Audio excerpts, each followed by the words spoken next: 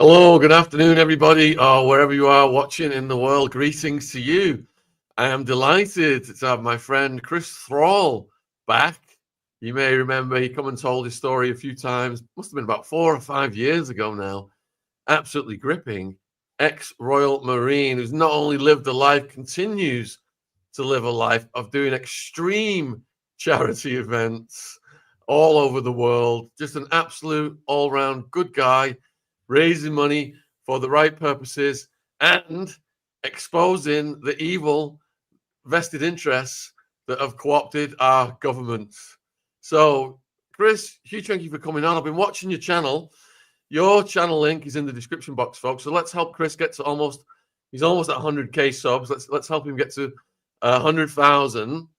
And Chris has been reporting, based on his experience as an ex-Royal Marine, based on his network of ex-soldiers and present soldiers. He's got a vast network, one of the biggest networks in the country.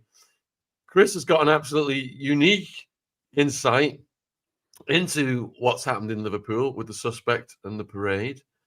And he also puts it in the context of his research on the New World Order and the globalist interests. So I hope that was an appropriate introduction, my friend, and thanks for coming on. Shaun, you make me sound good.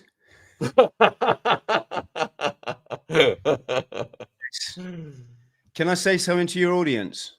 Yes. You know, friends, there's days when you wake up when life doesn't seem the way that you want it to be. And that's when you got to keep believing you're a massive legend. You're born a legend. You're going to die a legend. And there's an awful lot of vested interests that don't want you to understand you're a massive legend in between. So I just wanted to let you know, if you're out there and you're struggling, as we all have, that you're okay. Shaun. It's good to have some words of inspiration, especially on a Sunday morning. What are you doing? Get me working on a freaking Sunday. We never stop.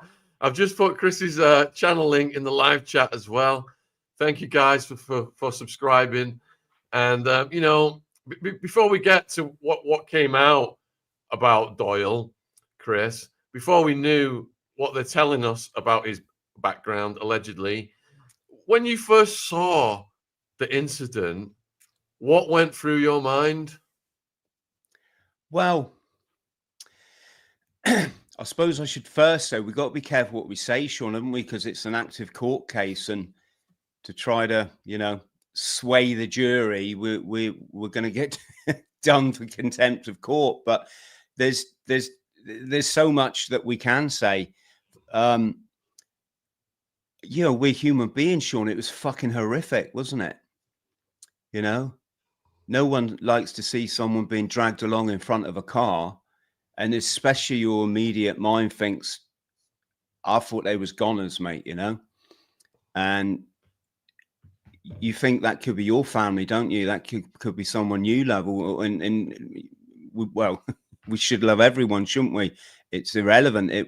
That was my first thought. But then we're old hats at this. So you don't know now. Order out of chaos. It's such a mix of reality and, I don't want to say fantasy, but, you know, construction. And anyone who's old enough to remember the events in America 20 years ago, those events, Shaun, I don't even need to say anymore, do I? You know, you'll know that at first look, the vast majority thought, bloody hell, oh my God, there's a guy in a cave and he's, you know, he's this evil mastermind. and then, you know, you only have to sort of scratch even slightly beneath the surface to start seeing that in life there is a dark network. Well, dark network, Shaun. There just is. If you can lock every single person on the planet in their homes sometimes for the best part of 2 years, and I'm exaggerating slightly here for effect, but every single professional, from police officer, military leaders, doctors, physicians, nurses, not only go along with it, but make fucking TikTok dance videos while they do. You can see the power of this dark element, Shaun. They have co-opted everyone. And what they're doing is they're playing the energy battle. They probably love it that people are here now watching this video, rather than getting out in the nature, loving their family, having a nice bit of food, taking some moderate exercise. If you want to really get the full effect of life, doing your hot and cold plunge, your cold water immersion, doing your breathing exercises, have a little jog around the block, enter a half marathon, but what they rely on is it's almost a trauma battle, Shaun. They realize that they've traumatized everyone from birth, whether it be through financial pressures on parents that led to divorce, pressure on a parent that led to him abusing his, for example, son or daughter, battering them, whatever. They know that this then becomes intergenerational, because that parent will go immediately to coping mechanisms to deal with a trauma that they don't even understand. So you're talking your alcohol, your gambling, violent behavior itself. And what you've done when you've MK Ultra'd the whole planet, then you only need an incident, like possibly, I'm not going to suggest one, that boom, you've got everybody in immediate mind control, and you see it, and it's a hard programming to break out of. And then there's people that I wouldn't say there's no one that doesn't live in trauma, son, but there's people that have had it easier than others, obviously. And I guess they become your sort of what you call living in the matrix, believing their mainstream media, working their 9 to 5, having their fish and chips and putting on EastEnders or Strictly. And I'm not criticizing them, Shaun. If their people are happy, absolutely fine, And what I would say is, to those people that are awakened consciousness and trying to walk the path, the enlightened path, they're not your issue. If you are trying to get your balance and peace and your understanding in life from people that aren't awake, God, you're going to be upset. You're going to be upset. This is why you hear people talk about, connecting with higher power, spirit, whatever you want to fucking call it, Shaun.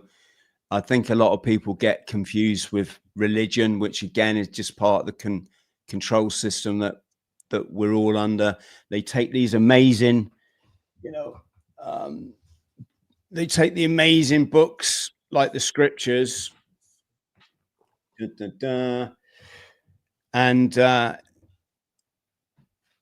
we were just taught these were dusty old books full of gobbledygook that we didn't really understand, wasn't it? There's a guy with a wispy white beard up there on a cloud, knocking up stone tablets and virgins, and that's the limit of you. You're in, you stood in church as a kid. What?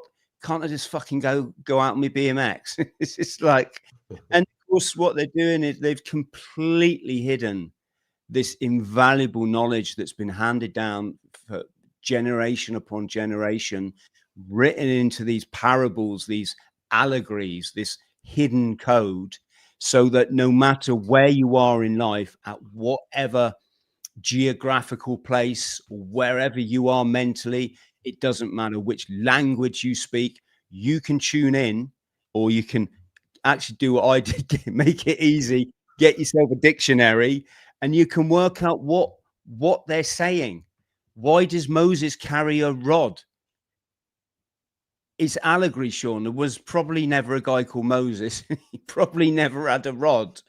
It's allegory for if you live an upright, rod stands for righteousness, a upright lifestyle, a simple, frugal lifestyle, not full of excess, then you will lead the Israelite, which is it's allegory for an awakened person, as opposed to Gentile, which means someone, like I say, in the matrix.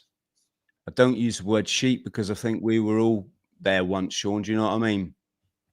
And so he leads in uprightness, leads awakened consciousness out of bondage, which is Egypt, or Chem is allegory. Chem is earth. So, you know, it's earth, water, air, fire are the levels of human consciousness, right? So you got Moses, he's leading people from base consciousness into enlightenment. Across water, water is symbolic of overcoming, for example, the five senses and realizing there's more to life than just what we can see, hear, feel, and touch. And where do they end up? They end up in the promised land, don't they? These awakened ones, the land of milk and honey, which is just allegory for the serotonin and the DMT. One's like a milky substance, one's like a honey-like substance. The serotonin and DMT that your pineal and your pituitary gland produce. And this is a long roundabout way, Shaun, of saying the cabal, you know, the fallen ones, they understand this way better than I ever will, and way better than most. And they understand it's an energy battle, Shaun. And if you can play everybody off on their trauma, keep them in a constant state of confusion, make sure that they're not making that all important connection, you know, with whatever you want to call it. I don't even know what the word for it is. Then they've got you, and they'll divide and control. And on top of that, they've layered in their communist sort of propaganda manifesto. You've got things called biological Leninism, which is, you know, if you're out there and you want the truth, and hopefully everyone watching now aspires to be a warrior, Shaun, because warriors learn stuff. I'm not talking like on the battlefield or that kind of thing. I mean, someone who's armed themselves with the knowledge you need to go out there and be a good parent, be a good friend, be a good member of community. Then these concepts, they're worth getting a grasp of. Biological Leninism itself. How many times have you heard somebody blame Keir Starmer for the current illegal immigration crisis? As if getting rid of Keir Starmer is somehow going to fix a Babylonian conspiracy that goes back 8,000 years to when they took control of the financial system. The financial system used to be a simple system, Shaun. You know, they used to use cockle shells because it was recognized that one cockle shell represented a certain amount of value or work. So if you come and paint my shed, and I'm like, Shaun, I ain't got time to like come and paint your shed. Here's a cockle shell, mate. You can take that anywhere in the nation. You probably even go to, you know, nations next door, and that is recognized as the value of painting a shed or buying a chicken or whatever. And then the Babylonian Psychopath Club, the merchants came along, and they went, hang on a sec, how about we start lending these cockle shells to people that haven't even earned them, and when they come to pay them back, we'll ask if they borrow 10, we want 13 back. What you and I know, Shaun, as usury. Why does usury get a special mention in scripture? Not just because you shouldn't be doing business in church, but because it's recognized that if you allow usury, you're leading the whole world into slavery. That's it. Everyone will end up in bondage. And when you look at how clever they've been, it used to be if you were a king or a queen, or if you was a prime minister, what you did your best for your people. You know, the kings would actually dress up in armor and go into battle to fight, you know, to fight for their people. This is And over the years, what the network have done is they've convinced leadership that your value doesn't lie in humanity and looking after people. Your value lies in how much gold have you got in the cellar. That is what makes you a good person. This is why the likes of David Beckham, no disrespect to David, sure, he's an absolutely wonderful chap, but what I mean is, why is he thrust on the front cover of every magazine? Why is he the idol for every young person, or certainly young man in the country? Because they want you to buy into the fact that material wealth is going to get you happiness. Whereas those of us that have been around the block a bit know what gets you happiness is waking up in the morning, making your bed, smiling at the sun and saying, thank you, life, for giving me another chance of this incredible experience. And then going out and serving people, starting with yourself, second, your family, third, your community. And in our case, our community is online, Shaun, you know? So that's it. So when I see incidents, getting back to your original question, and just know immediately, we shouldn't even really be seeing them, Shaun. Let's be honest. It's none of our business what happens in the wonderful city of Liverpool. It's horrible. It's tragic. But should you really have the worst trauma scenarios in the world thrust in front of you all day long, scrolling on a telly 24/7? I know I'm not talking to the people that have shunned, that have seen the light, you can say, with mainstream media. I'm talking about the masses now. That's the scenario, isn't it? Sky News, repeat the trauma, repeat the trauma. So whatever you like to, whatever you read into these incidents, there's a whole lot of like shadow work, like background stuff going on, whatever's gone on in the incident, Shaun, whatever, When we lived in the forests, we used to go and gather our food. It wasn't normal to be in this constant state of hypervigilance, just ready for flight or fight. What's the next person's going to upset you on social media? Your boss calls you in the office. You think, oh, freaking hell, what have I done? What have I done now? Am I going to get the sack? I'm going to lose my mortgage. Put the news on. Oh God, 30,000 people are dying of, dying of fiction, you could say. It's a constant state of keeping people in trauma. Whereas when we're in a forest, Shaun, you'd live in small communities where you all looked after each other. You'd welcome strangers, no doubt, but their stay would be limited, wouldn't it? Probably dependent upon resources. And when would you go into a state of flight, fight, or freeze? Well, you do it if a big freaking hairy animal with fangs came and attacked you, wouldn't you? And how often would that be? Well, you'd live a life accordingly, so you make sure it didn't happen that often by choosing where you lived, where you hunted, how you protect yourself, and whether there was a tree available to climb up when the saber-toothed tiger came. When it was gone, what would happen? You go back to tranquility, Shaun, back to living in nirvana, paradise, calm, how life is supposed to be. So getting back to your MK Ultra, we've all been MK Ultra to a certain degree, because the cabal know they flick the switch, they can get the result of the public that they want. Am I making sense, bro? Chris, we love long answers on this channel. You're doing wonderful, and I appreciate that. Thank you. So, if you've just tuned in, we've got over 1,000 people watching live, and I asked Chris what was his initial impression when he saw the incident in Liverpool at the parade, the tragedy. And Chris has basically put it in the context of how the masses are controlled through perpetual fear of anxiety, keeping people in trauma. And one of the viewers actually put a little summary here of what Chris said. Raise your frequency and vibration. They feed off negative energy and want to keep the masses in fear. That's a really good summary, Solo. So my next question, Chris, is as more details came out about the alleged suspect, and they revealed that he was an ex-Royal Marine, and you yourself are an ex-Royal Marine. What thoughts did you start to have at that moment?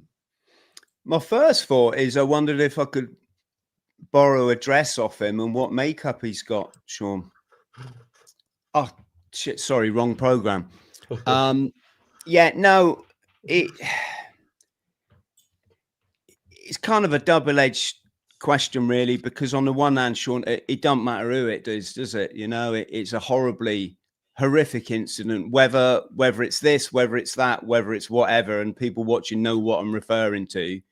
And I'm not suggesting in 1 second, Shaun, it didn't happen. I'm just saying that things can happen, but the drivers behind them aren't always what we perceive them to be or what we're told to be, right? So it's, I mean, for example, when you look at things like Sirhan, he took out, was it Kennedy, wasn't it? Was it Robert Kennedy Sr. or was it the brother of JFK? And there's some interesting parallels, Shaun, between these incidents, these assassinations. I'm not talking about Liverpool now, but people very often say that they smell this weird smell around the assailant. The assailant often claims to just completely have lost their memory during the course of the incident. And what we now know is, or allegedly, these are supposed to be side effects of MK Ultra. And to be so naive as to think that this stuff doesn't go on is to, I think, deny the effect that we all know. I know I'm a traumatized person. I know what triggers me, Shaun. I know what can make me react like that in a way that's so out of my character that people just look at you in shock. And it's because when your trauma body, you know, clicks in, you've gone from A personality into B personality. Now imagine if you've had that smashed into you through some sort of, you know, high level program where you were selected from birth. It's I guess what I'm trying to say, Shaun, is I wouldn't exclude the possibility of anything. Getting back to the Marine thing, it's like I say, it didn't really have much relevance for me, Shaun, other than the fact that this isn't the first time that a Royal Marine's been highlighted in possibly a serious incident or incidents. We're just human, like like everybody else. Yeah. Sorry, Shaun, did that answer your question? As you can tell, life's just not simple. This is why when you see people in a comment section or, you know, on social media, just sum it up like in one sentence, an incident like this, and you're like, oh my God, it's like so interwoven, complex layers that is called this thing called life. You're doing great, Chris. I've put the image on the screen that you chose for your recent thumbnail, and you've got the two pictures of Doyle and title Psyop or Tragedy. And some people are asking about the discrepancies in the way Doyle looks. Have you looked into that?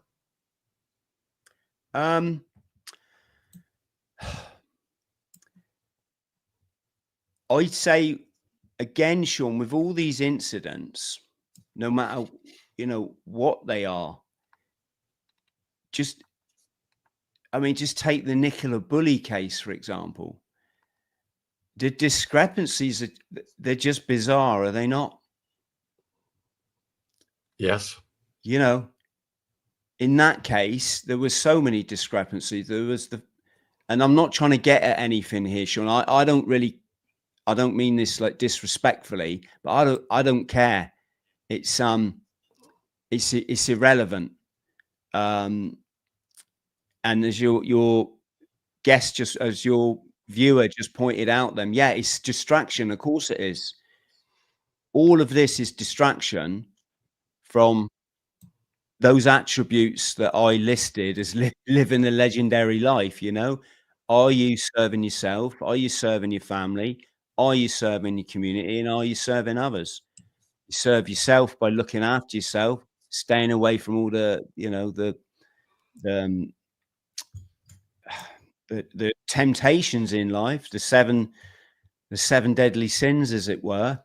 There's so much that, you know, there's so much that we all could be doing. So, but go back to the Nicker bully case. You know, it was bizarre that every photo that was sort of released of her or on her Facebook looked like it was like a Photoshop. It was bizarre that there were people being interviewed that were very close to her. I'm not saying anyone in particular, but they also worked as actors. They were jobbing actors with their names on acting databases. You know, something that I know a lot of your audience would find interest. Then these narratives that come out, and they twist and change, Shaun, don't they? The police come out saying one thing, then they're saying another thing. And as people have already pointed out, does anyone trust the police anymore? You know, I mean, I think there was a time in our communities where you know, your local Bobby, you might not have liked him, or you might have, you know, not appreciated getting arrested or a thick ear from him, but you knew he was there basically to do, you know, to do the job for the community. Now, since all that medical nonsense, who do they work for, Shaun? I'm asking a genuine question. Who do the police work for? Because there's appears to be no reasoning whatsoever that, hang on, guys, you're supposed to like work for us, the public. You're supposed to protect us. The military, where was the military? And I'm not, you know, having a go at wonderful people who do or do not decide to join the military, Shaun. That's not the point. I'm saying that I thought they was there to protect us. What are they doing about the boats? Well, I can tell you because I know the people that, you know, I know the ex-military that work in that. They do nothing, Shaun. You know, they sit in port all the time. Their equipment sits in port. They're not, you know, going out and saying, no, sunshine, turn your dinghy around. We're pulling you, you know, we're pulling you back to Europe. So that's another, you know, another thing that comes to mind. Chris, the viewers are asking about the role of PTSD. So in general, when soldiers, you know, bravely risk their lives and then they come back home, what are the services like for them in terms of mental health and addressing PTSD? So probably the biggest, as you know, Shaun, I just rode the Atlantic in January. Me and my buddy Louis, he's former Irish guardsman. We rowed across the Atlantic in a 21-foot rowing boat to shine a light for anyone out there who's struggling with their mental health or their physical health. And just to say that Louis and I have both been there. Louis suffering from a chronic brain injury, which really still affects him to this day. He nearly died. As you know, Shaun, I was chronically addicted to crystal meth and very nearly sectioned. I was that mentally sort of unwell. And life does chuck these experiences at you. And, you know, all good credit to people who come through them, because of obviously the challenges is what makes you stronger. The other thing that we highlighted quite a lot is this misnomer that PTSD is a military thing. Trauma, for the most part, Shaun, and I'm talking from my experience, which sort of I started to understand myself 25 years ago. And I obviously know a lot of military people who struggle, but also a lot through my Bought the T-shirt podcast. I get to meet a lot of non-military people who struggle. For the most part, I'd say PTS, as it's now referred to, because it's no longer being looked at as a disorder. It's being looked at as an actual normal response to traumatic events.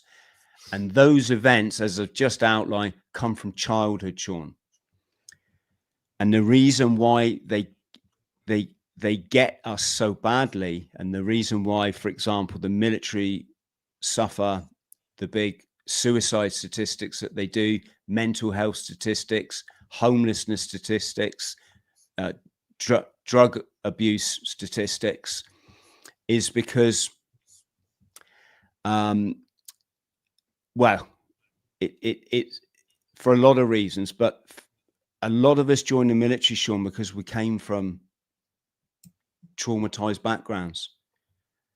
I don't know what the kind of link is there, but certainly a lot of us felt the need to prove something. Why else would you join like in the case of the Marines, an infantry training, which is notoriously grueling and probably the longest of its kind in the world? Why would you do that when you could just go and become a postman? No, I mean, no disrespect to postman. Probably like to be a postman more than a YouTuber, Shaun. But this is the thing we've got to get over, is what happens when you're traumatized as a child. The way the brain works is your brain cannot make sense of it, Shaun, simply because it's underdeveloped. And you're a kid. You might be a toddler getting battered, having cigarettes stubbed out on you, getting, totally. I don't even want to say what some people have to go through. It might be a divorce where you come home one day and daddy's no longer there, and you think at 4 years old you're never ever going to see him again. This person that you fucking love, even if he might be out of control, you still love these individuals, and your mind isn't developed enough to make sense of that extreme fear, that extreme flight or fight or freeze response. And what it does, it buries it. The current way of thinking is it actually buries this memory in your body, which is why you hear a lot of people saying, free up your body with all these sort of, new or modern exercises and way of looking at it. But what happens is that trauma is locked away so deep in a place where you can't access it to reprogram the mind. It becomes almost entrenched. So then you're limited to only finding ways to deal with it. Like, well, calm down, breathe. Go to your mindfulness. Nothing's going to happen. It's fine. Yesterday doesn't exist. The future doesn't exist. The roof isn't going to come smashing in now, Chris. There's no cruise missile going to come fired through the roof and take you out. No one's going to come running through that door and bum you and make you pregnant. All this like stuff we freaking worry about, which is utter nonsense. That's why mindfulness is so great in the moment. It's peaceful, isn't it? It's the only thing that exists, and nothing's going to happen to you.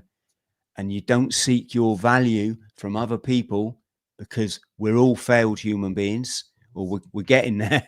You seek your reassurance by being a legend. This is why I said at the beginning of the show, you're born a legend, you'll die a legend. And I know you're a legend in between, and fucking ignore anyone that doesn't treat you in that way, right? Because we're all on this journey. We're all on this journey together. So that's PTS, Shaun. That is traumatic stress. What happens is you then join the military. You have a career that's very sheltered from personal development, believe it or not. And by personal development, I'm not talking about the making your bed, learning how to, in my case, I ran the length for the UK, didn't I? ultra marathon a day, carrying a 15-kilo Bergen, sleeping at the side of the road. Again, for mental health awareness, Shaun, you know.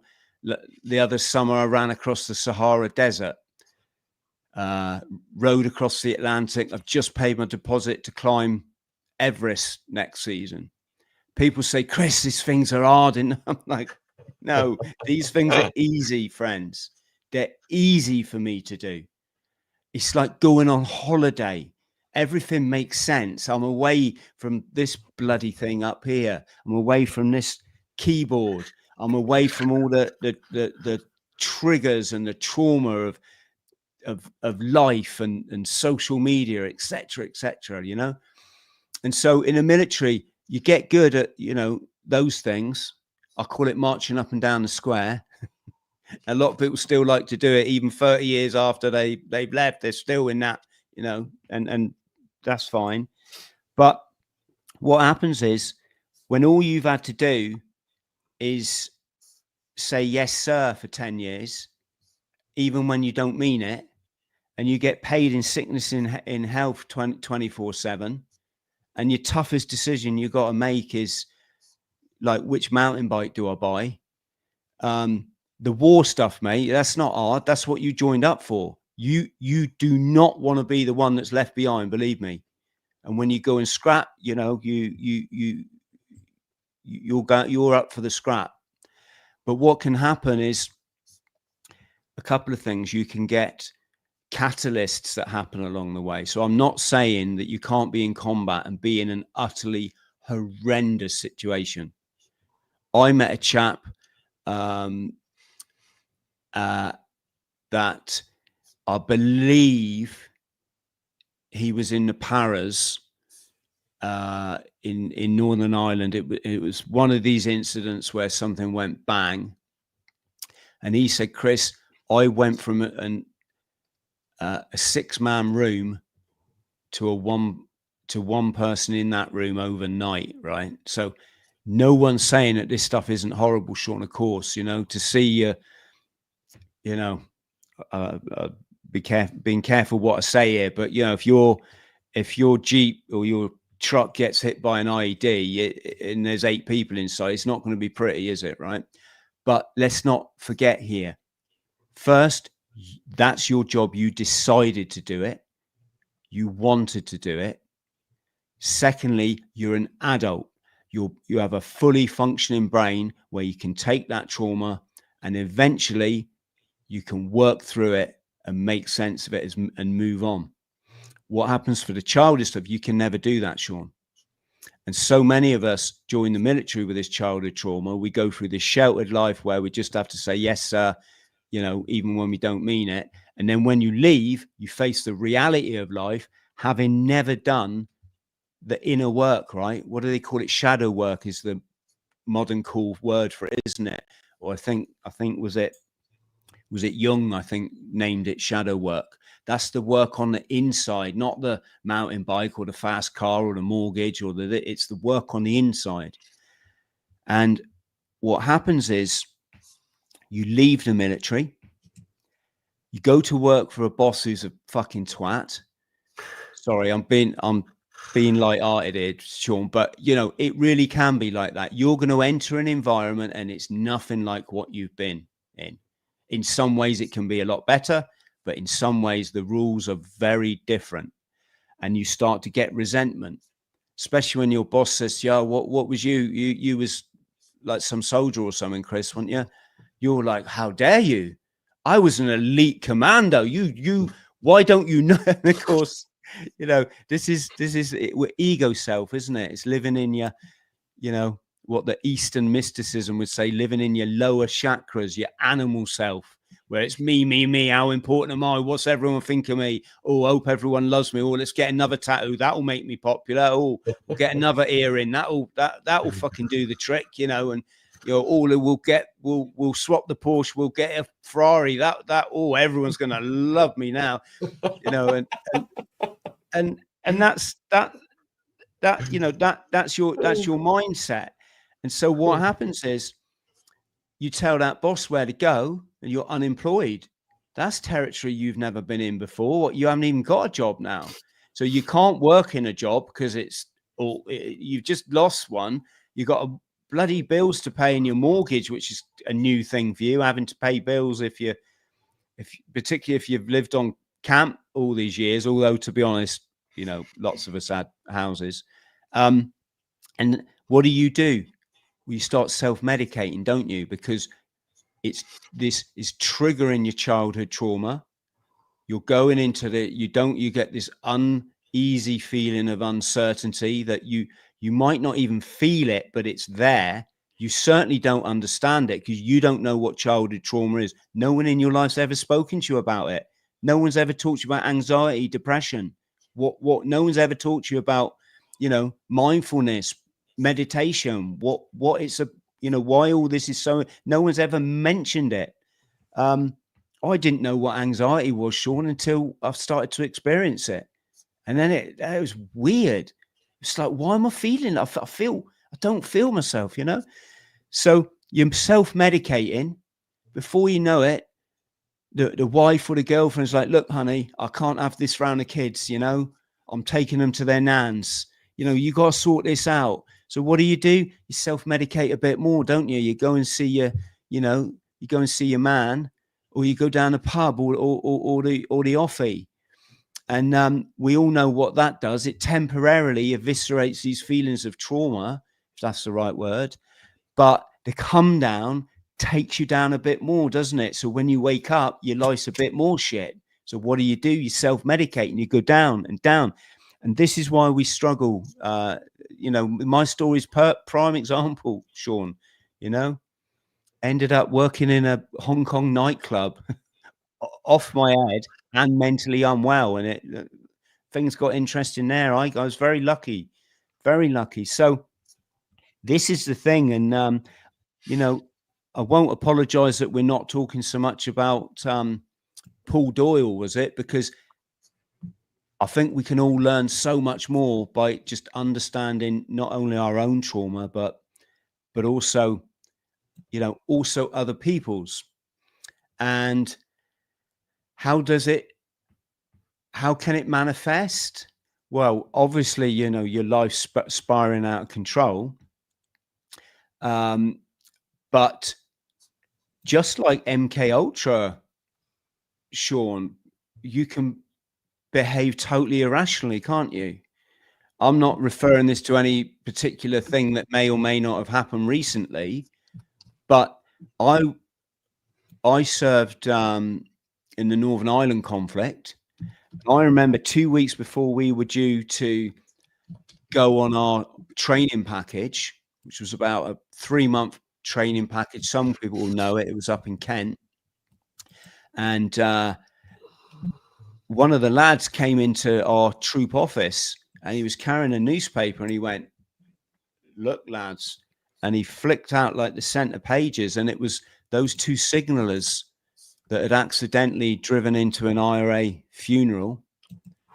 The black cabs, who everybody knew at the time, this is no secret, were, all sympathetic to the cause, you could say, if they wanted to operate in certain parts of the city. So the cabs just immediately realized something's not right with these guys. They're different. They cut the car off. The signalers, there's actually a clip. You could see the magazine has dropped out of the guy's weapon, his 9mm pistol. They're undercover, by the way.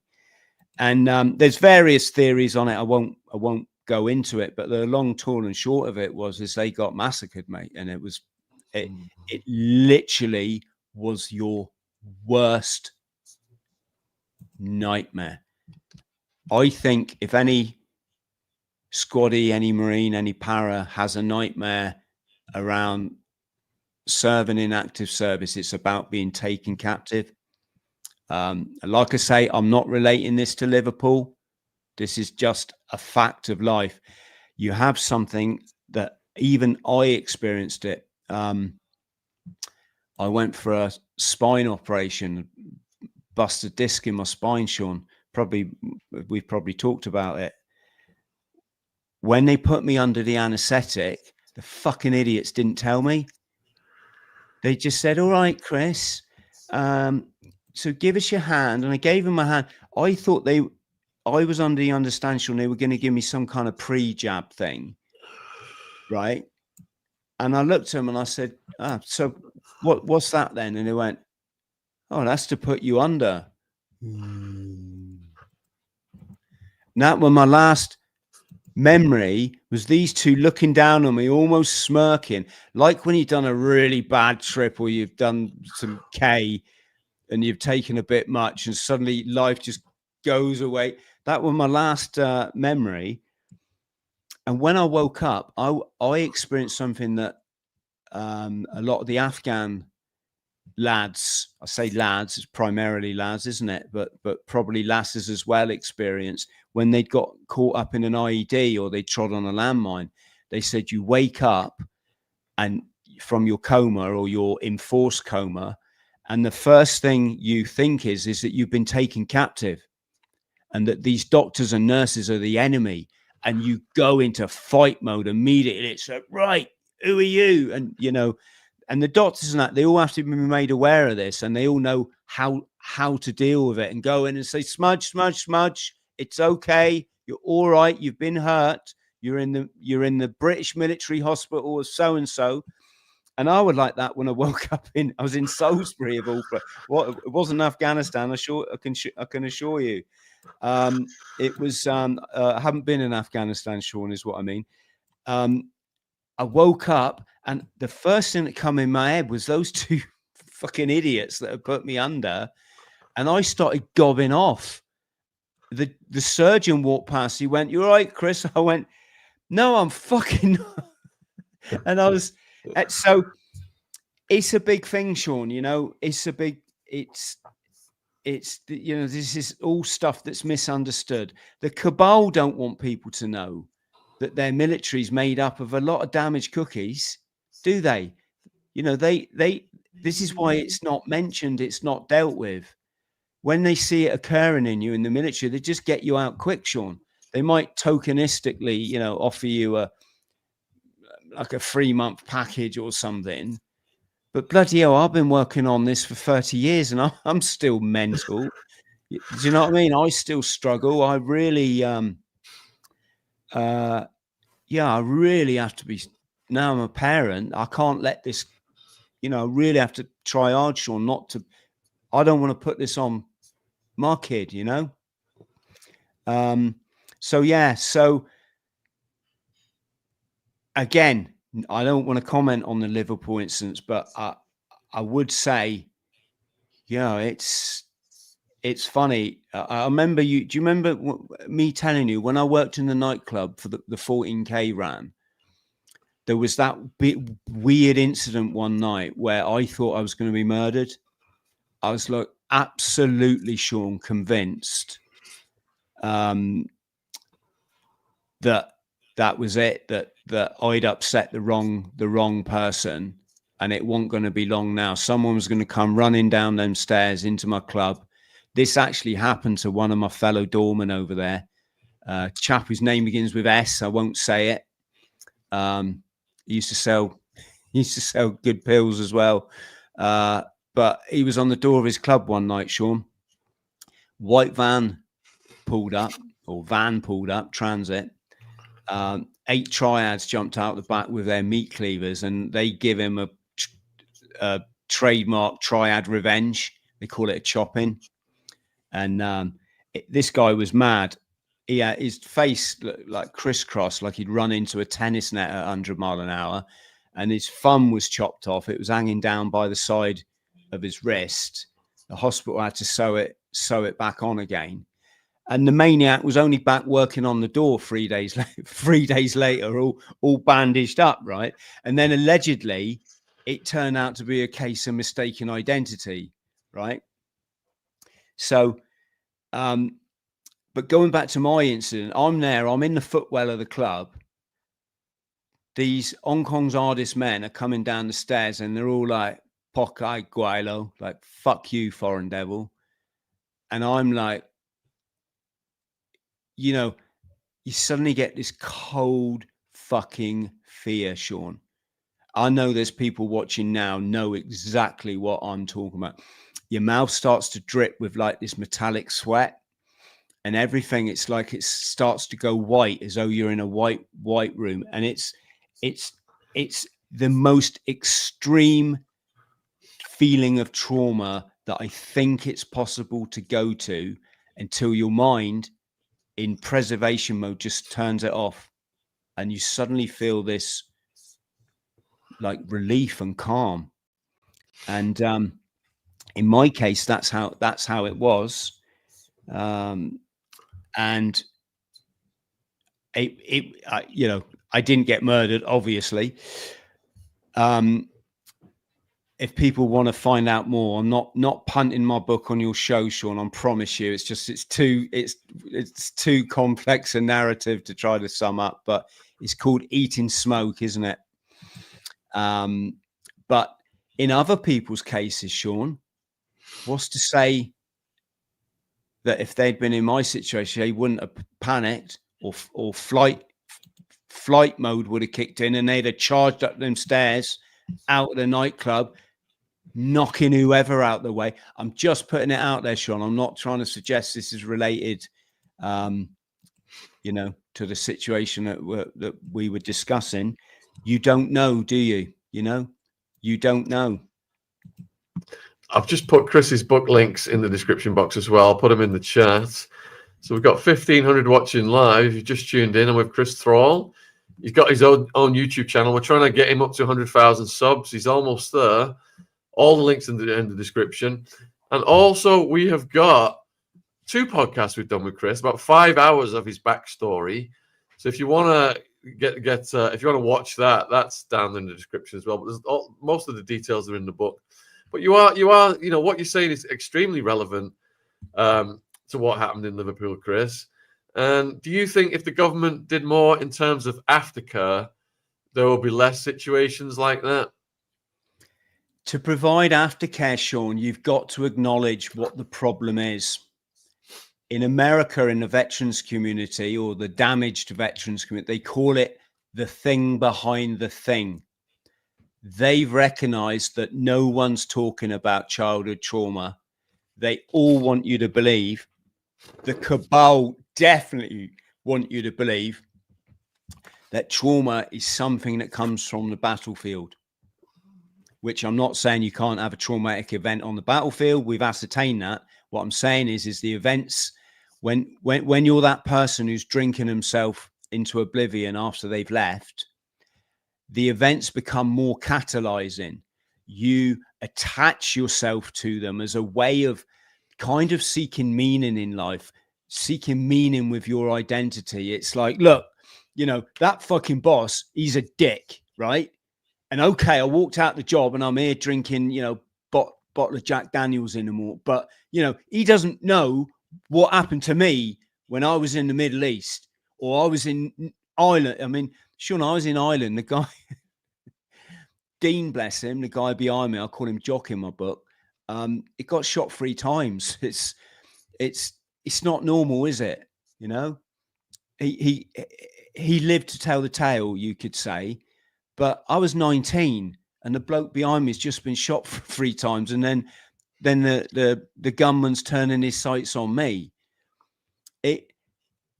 It's very tempting when I was down there self-medicating and losing the plot and blaming everyone for everything, rather than doing what you should do, which is go inside and realize that life's a gift and experience is a gift. And its universe is challenging you because it sees more in you than you do in yourself. And it's for you to recognize these challenges and take action to curtail them. And in coming out of addiction, the learning process, Shaun, is what rebuilds you and which sets you on your spiritual pathway, which basically, I think this is probably unilateral. You have to leave the past behind. It doesn't exist. It's baggage. Leave it behind. Stop fucking being an identity you were when you were 18 years old, or when something happened to you when you leave that. Be grateful for the present moment, right? Because recovery starts with gratitude. Are you happy being here, Shaun, or do you fucking hate it? I'm happy, mate. I don't know about you. I'm quite glad I've had this chance at life. It's been bloody challenging at time. I know you know that just as well as I do, Shaun. But do you know what? Overall, I'm not just happy, but when you come and meet my boy, you'll know why I'm happy, you know? You will know why everything in my life has been perfect and it was meant to be that way, right? But to get back to your original point, and the reason I mentioned leave the past behind, be grateful, and take action. My action was stopping spending all my benefit money on gear, Shaun, you know?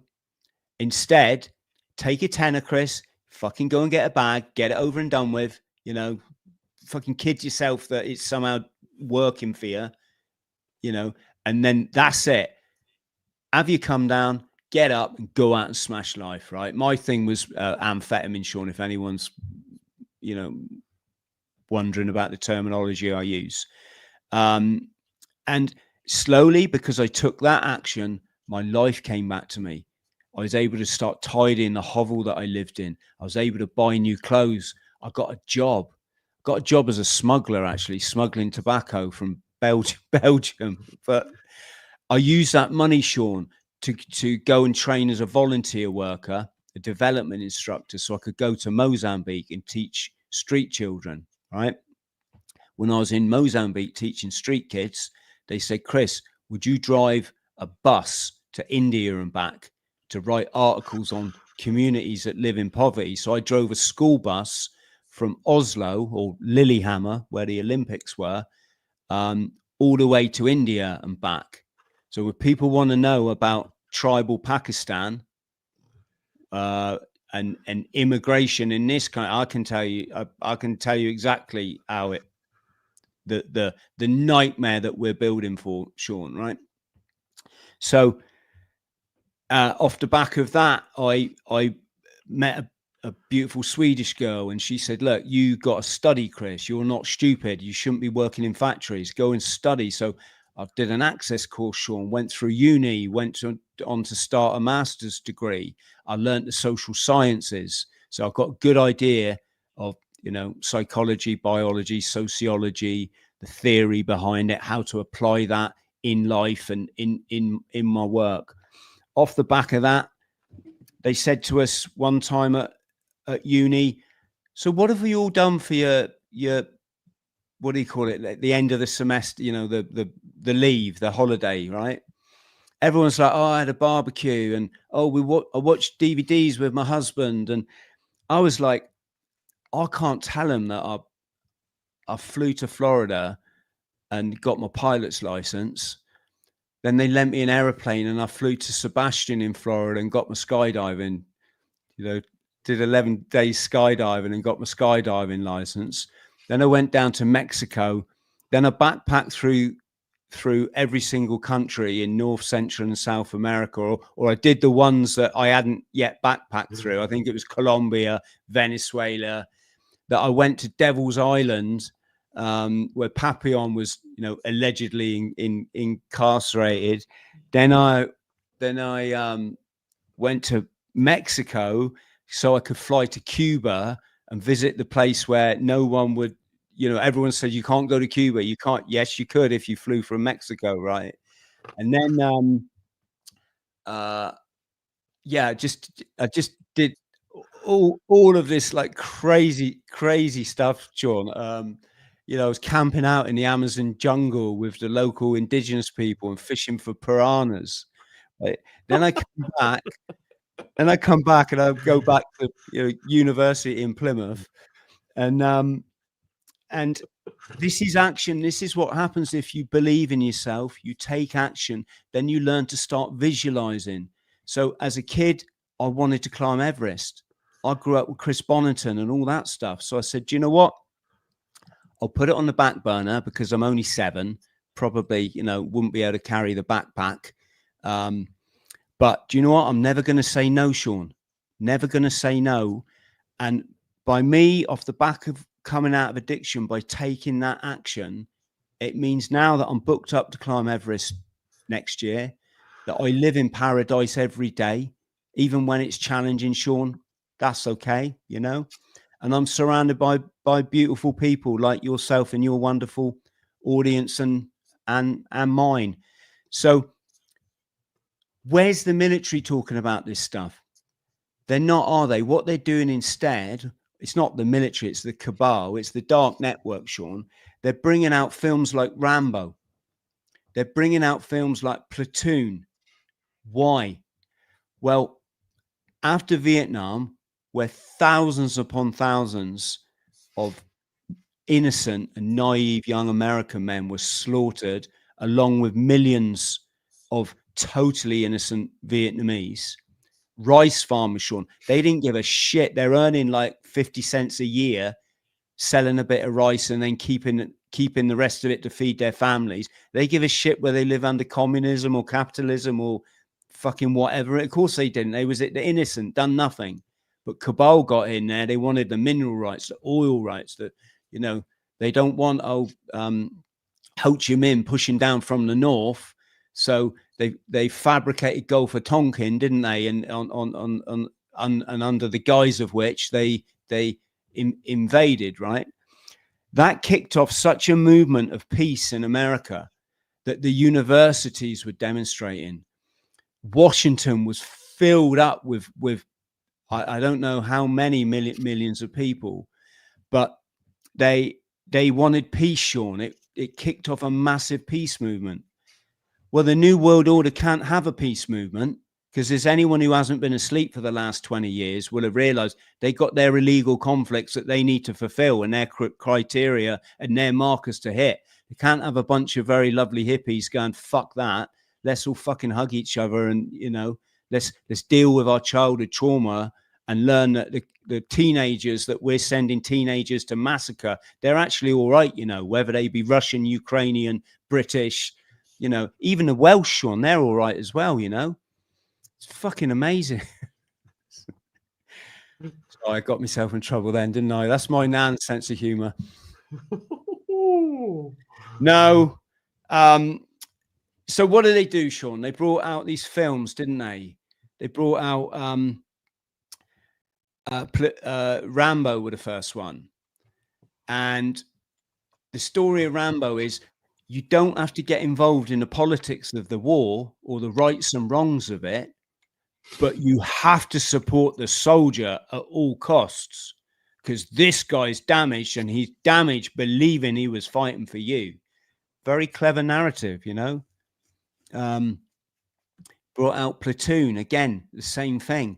Didn't deal with the utter atrocity of the war and the massacre. It focused on the soldier's journey, and off the back of it, they instigated a culture of thank you for your service, sir. I tell you, to anyone out there, all our beautiful friends out there, please don't ever say that to a veteran. It's just so piss. You know, you wouldn't like what the military thinks of you if you're a civilian.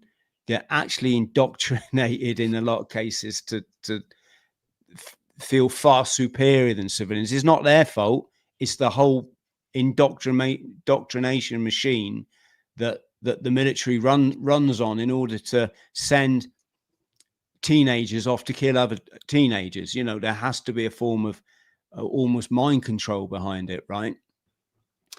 And so you got this situation where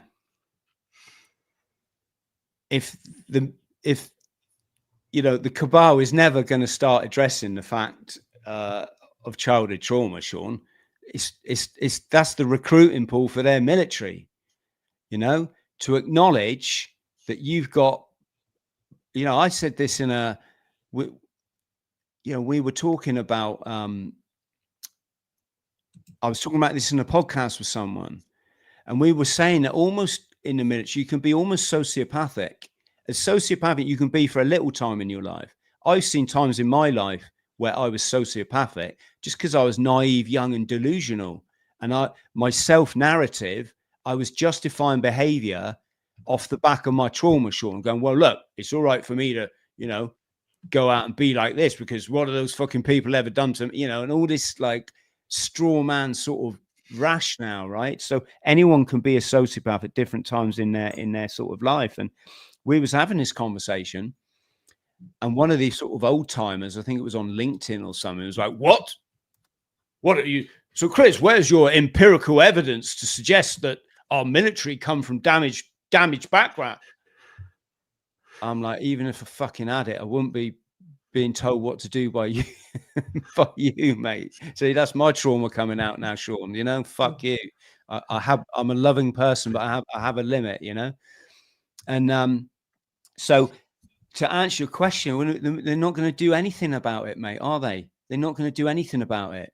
They will not acknowledge the thing behind the thing, which is what the American veterans in recovery refer to PTSD, that the reason we was damaged was in childhood and that we carried that forward unresolved into the military. You then pick up military experience, which almost like expand upon it. Like you might have been bullied, Shaun, you know, you might have been the biff in the troop, i.e. the one that really struggled with your admin or being on time or shooting your weapon, whatever it might be. You know, imagine having 30 blokes all swearing at you, threatening to beat the shit out of you. In one case, you know, you've seen in Full Metal Jacket with the chubby lad, what's his name? They hold him down on the bed and get bars of soap wrapped in a towel, and they do the guy over.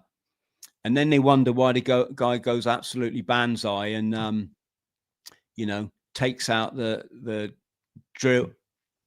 drill sergeant and then takes himself out. You know, it's you get these incidents whilst you're in the military that when you leave, they kind of then become the catalyst for your childhood trauma to come sort of, you know, shooting through, cascading off these incidents, sending your mind into all kind of horrible places.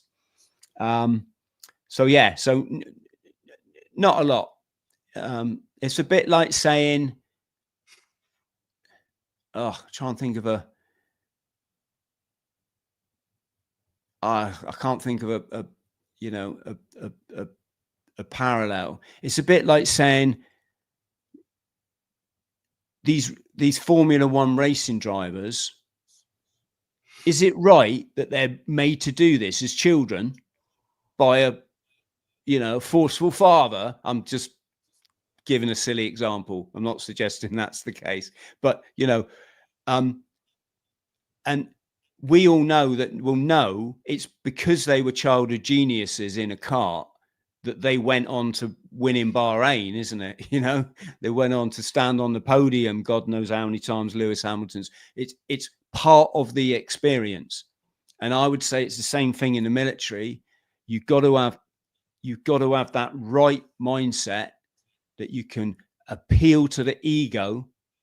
And when you appeal to ego, get anyone to do anything. And that can be, you know, reward based, or in a case of possibly our politicians, blackmail based, isn't it? It's a fear based narrative. If you don't do what we say, we're going to say you sleep with rent boys. If you don't take us into an illegal invasion of a sovereign nation, we're going to tell them that you've been arrested twice for cottaging.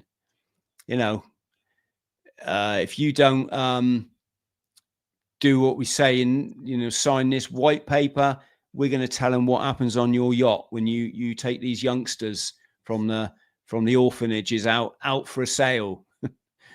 Do you know what I mean, Shaun? Yeah, I'm learning so much from you. And if the viewers who just tuned in, Chris is an ex-Royal Marine. He's speaking from experience. He's lived it. He's had vast life experience that he's drawing on, you know, for what he's imparting to us today. And I think that's fascinating to learn that the military, the government, doesn't want to address trauma because trauma is their biggest recruiter. I think that's what Chris said. And if they address the root cause, they would put them out of business. Is that what you're saying? Yeah, I mean, if you look during when I say the medical nonsense, Shaun, it's because I don't want to get your channel into trouble. You know what I mean? Course, we're kind of limited, aren't we? On what? That's why I always tell my folks to go over to Locals. But here's the thing. You could have banged your head against the wall. Do you remember when I formed the Global Veterans Alliance?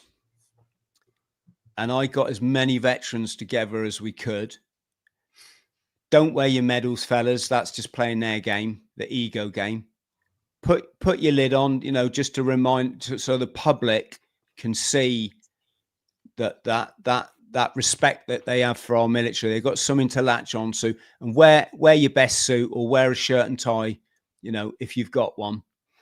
And we went up to London. I don't feel that these marches really achieve as much as people want, but it does get people together, Shaun, and it gets people networking and talking. And off the back of it, there'll be people watching this now that know me from the work I did with the GVA, right? And here's the thing. We were a global organization. We called ourselves that because, you know, humble beginnings and all that. And we wanted to network. We were networking with people in Canada, people in America, veterans in New Zealand, all this kind of thing. How many, when you think that they reckon the veterans community in this country is it's certainly in the millions, Shaun, people with a military connection, right? How many people do you think we could get together? And you got to remember, they've locked down the country over something that I called a bogeyman, right? I say that because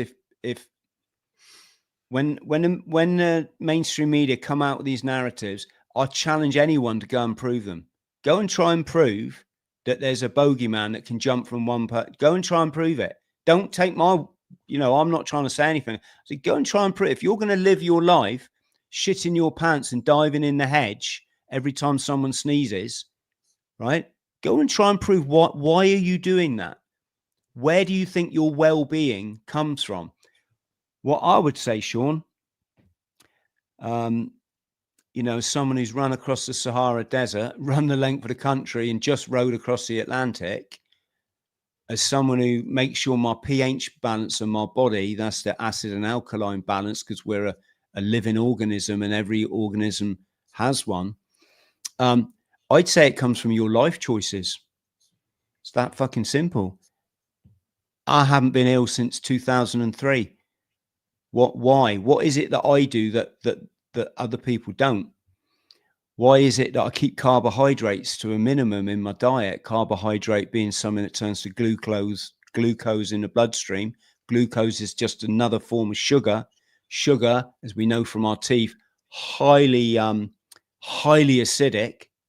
So you've got a whole country who the majority of their plate when they sit down to eat is a poison, Shaun. It's toxic. It's acidic. And then when they get unwell, they don't recognize this. What they do is they blame you, Shaun. Oh, it's that.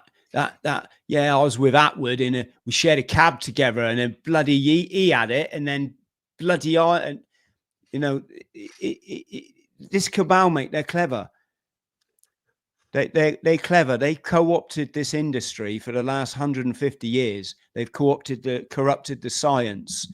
They pay for the research that they want, and they don't pay for the research they don't want. So anyone who wants to make it in that area and live out of their ego, because we're trained to live out of our ego and be massively loved for the research we've done or the cure that we've found, right? Rather than doing the right thing, which is connect with spirit and fucking, you know, do what's right, not where the money is and where your silly fucking OBE is, or your, was it the other one, the Nobel Peace Prize. You know, Obama got the Nobel Peace Prize after signing off more drone strikes than any other president. So getting back to what I've totally lost. Getting old, Shaun. I've got a question eating away at me. On this bus trip, that you drove a bus from Mozambique to India. What was the craziest things that you saw? Well, let's make it relevant, Shaun. because a significant percentage of this great nation, and I'm not being fucking nationalist now. I love all people, Shaun, and I welcome anyone. You know, in the Marines, you've got all ethnicities, and they're your fucking brothers. It's that simple. Are they going to stand up and scrap with you, or are they not? If the answer is yes, there's no prejudice. There's no, you know, certainly not on my part, right? But here's the thing: in order to win the spiritual battle, which is yourself, you have to live in a state of happiness and balance. You could say bliss, Shaun. You can't be getting triggered for your childhood trauma every single 5 minutes. What the cabal have done is they're practicing something called biological Leninism. It's so important that we understand this, even to understand the, you know, the things that we're discussing today. And it very, very quickly. So you had the Communist Manifesto, written by a very well-known Jewish person called Karl Marx. That wasn't his real name. He was called Mordecai. And he had this thing where take the power from the traditional positions, like your money families, like your, you know, your people that were set for life. They didn't need to rely on money, therefore they weren't corruptible, right? They would do the right thing and say, yeah, you can't pay me off. I'm a billionaire anyway. My castle's made to go. I'll do the best for the people. What they did is they took the power away from them and they put it with the public, didn't they? They put it with the masses. They then started to subject them to communist propaganda. So, for example, in China under Mao, you had something like the Great Leap Forward. Whenever under the agenda, they put great in front of something, Shaun, it's just cabal doublespeak. The stuff that Orwell warned us, it's doublespeak. It means it's the opposite of great, right? Great Britain means their plan. We all know it should be England, Ireland, Scotland, and Wales, shouldn't it?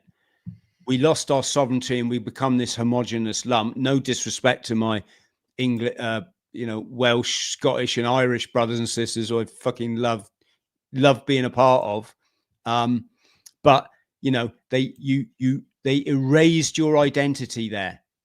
They then slowly started to erase the identity of this lumped together mass into Europe, didn't they, Shaun? And it all kind of went a bit strange when Cameron offered us a referendum, which I think they never thought that they'd lose, and they fucking did. And now Starmer's in there getting us all back in.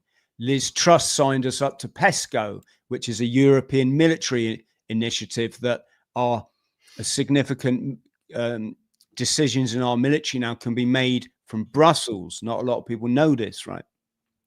So you got this Communist Manifesto and the Great Leap Forward in China. It wasn't a great leap forward. The same as the Great Rebuild or whatever fucking Cameron was coming up, the Great Society and all this. It means they're going to do the opposite. Under Mao, they decided that everyone would give up anything metal, like your pots and pans, your knives, your forks, your garden equipment, your farm. They thought that would be a good idea because it all went for the industrial effort, right? But then, of course, they all gave up their metal. They had to chop all the trees down to smelt the metal. So now you've got a country, no one's got anything that's metal, and you've got no trees. Hardly surprising, they ended up, I can't say this on your channel, but they were selling a form of chicken, Shaun. Let's just say it wasn't chicken, right? You know, under this manifesto, millions die, don't they? You know, millions die in famines and the like.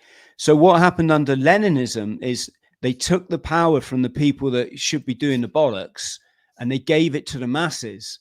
And the masses rose up and went, what? We've got power? Frick, we'll be loyal to you. Hell yeah. You know, do you see they got the loyalty of the people on board? Bio-Leninism is what we're seeing now. It takes it one step forward. Bio-Leninism is where you give power to oppressed minority or to minorities. Black Lives Matter, right? You get this, you know, the club, as we call them, funding these divisive initiatives with huge, you know, and these they're all a bit weird. Like the Just Stop Oil, none of it like makes sense. But sorry, I don't want to lose your audience any more than I'm probably already losing them. So bio-Leninism is like, let's recognize gay left-wing Rastafarian skydivers because they're like important. Yeah, Shaun, and you need to recognize them and I need to. And if we don't, we're going to get publicly shamed on Twitter. Right. Okay. So what is it today? Respect the gay left-wing Rastafarian skydivers. Right. Got it. Got it. Oh, tomorrow it's the Nazi coal mining fucking shit, you know, some other.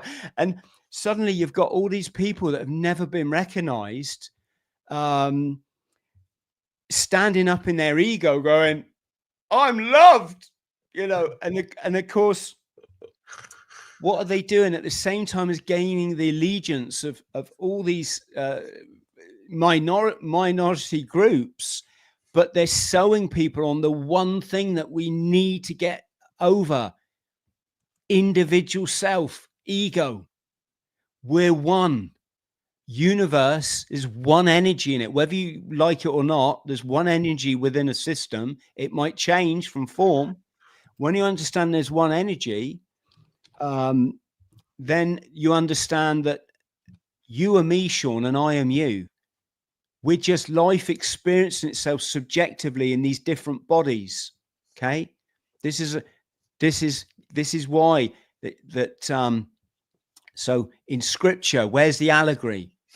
The allegory is when Jesus was crucified. Remember, Jesus is your Kundalini spirit, your chrism, your Christic. It fires off your serotonin. When you get life right, you fire off your serotonin and your DMT from your pituitary and your pineal, which creates a torus field, which then connects with the above, because you hear in esoterics, don't you? As above, so below. And your body, your endocrine glands suddenly start working as they should do as a human animal. And you're getting flooded with these lovely chemicals that make you feel you're in the promised land. You're living in paradise, right? Are they doing that? Are they saying, in order to access this and understand that the crucifixion of Christ was 5 wounds, hands, feet, and then the spear through the side from the Roman centurion? It's symbolizing transcending the material realm by understanding life is not just about what you see, hear, feel, smell, and touch. There's more to it. There's a different dimension. There's a higher realm that you need to understand and access if you want to find your true purpose in life. And when you do that, you transcend to heaven on earth, right? That's the allegory behind it. What are you doing when you brainwash people and they're thinking about, no, forget all of that. Forget this wonderful scripture, which has been written over thousands upon thousands of years to make you happy, no matter what language you speak, where you live, whatever time in history, you know? No, instead, what we're going to do is trap you in your ego. It's about your skin color. And you got to club together with your buddies and stand up for your skin color. And you guys, the gayers, you got to stand up for being different, you know, and you can, and it's, what it's leading us to is the physical manifestation of I suppose, what in scripture was Sodom and Gomorrah. The end of time, Shaun. And I'm not talking like, you know, doom and gloomy. What I mean is Rome didn't last forever, did it? In the end, in Rome, you had the emperor marrying his fucking horse. That's how fucking woke they got, Shaun. You know? The rest of the knobheads were hanging around getting fed grapes by cherubs while lounging on a couch and wondering why, you know, the Roman Empire is going to rat shit. Well, we got exactly the same thing now. We're a society where when I go for a morning run, Shaun, and this is not a criticism of people, I get it. I'm a massively damaged person. That's why I've learned all this stuff that I'm sure to a lot of people is fucking weird nonsense. Like, I get it, and that's fine. I don't hate you for thinking that. I used to be like that, right? But when I go for my morning run, Shaun, you see the fear in people. They cannot say hello anymore. I'm running down the street. I got my head held high. Why? Because we're all born massive legends and we're living in paradise and it's freaking great. I see someone coming down the pavement. I know beforehand what's going to happen. As I approach, they're going to put their head down, look away, or get their phone out. You know, when you do say hello, it's like, huh? You know, by the time they've acknowledged this weird thing that this other human being just like acknowledge me, what a fucking weirdo. You know, this is the Sodom and Gomorrah that we're now in. Tell me how anything can good from letting the cabal traumatize everyone, Shaun, particularly the medical nonsense stuff. You know, you've got people, you see the fear in one woman. I run past it every single day. I like to think deep down she appreciates how I say morning, my love, or okay. She can't reply, Shaun. She's just like every single day. The other day, someone said, morning, mate. Oh, fucking hell, I'll tell you what, it made my day, Shaun. I was on cloud 9 all day, you know. Why? Because he's raising the energy, isn't he? He's doing what we should all do. We shouldn't go out the front door traumatized and full of anger, hate, bitterness, ego. But what does these initiatives like Black Lives Matter and the Rainbow Trans, what do? They're rewarding minority based on their ego and identity. And it's not your identity. Your identity is you're the all, the everything. You're the microcosm of the macrocosm. That's the as above, so below. You're the biggest single, most incredible, legendary thing that ever existed. And what you're doing, you're choosing instead to identify as, hey, my name's Chris. Yeah. Do you know I was in the Marines? I was in the Marines when I was 18 years old. I'm like so fucking important. Yeah. I've even got a special hat that they gave me because I'm that important. I've got some fucking medals. Do you want? Can I show you them? Right. I got this one for saving Private Ryan. Yeah. Chris, you said you were going to tie this into the bus trip. Yes. So the bus trip. I can't remember oh yes, I was. Thank you for bringing me back to reality, Shaun. So believe me, I need good people around me. So the bus trip, I'm in tribal Pakistan. Pakistan is tribal. It's a tribal country. Of course, there's some very intellectual people there. There's money there. We met two distinct groups of people. We met one group who they'd made a bit of money. They came and grabbed us, right? Hey guys, we saw the bus that came last year. That was our fellow volunteer workers who'd done the trip the year before. Can we treat you? You don't pay for anything whilst you're in Pakistan, right? They were great. I say they were great. They took us to their luxury townhouse, which was nice. It had a big fort, like a courtyard in the middle of the house, if that makes sense. You could see the sky. It was quite sort of plush. I'm stood there. My fellow driver, Dean, rest in peace. He's gone off to the toilet. The chap next to me says, Chris, do you want to fire my weapon? And he pulls out his pistol, right? I'm like, fuck yeah, I'll have some of that. So I'm like blat off a background in the back garden. As I hand it back to him, he went, yes, this is the one I used to kill my wife. I'm like, oh. Why did you kill your wife? He went, oh, she's thinking about divorcing me, you know? I'm not judging him, Shaun. That's their shit in their culture. It's ancient, you know? That's not my business.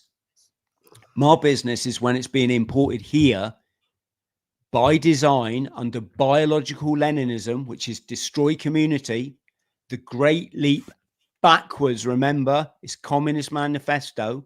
It's what the big club do best. I'm not saying, you know, we're under communist or this kind of, but 15-minute cities and digital credit and social credit and, you know, a containment grid, you can say. And I'm just saying that, you know, do you really want that next door to you, Shaun?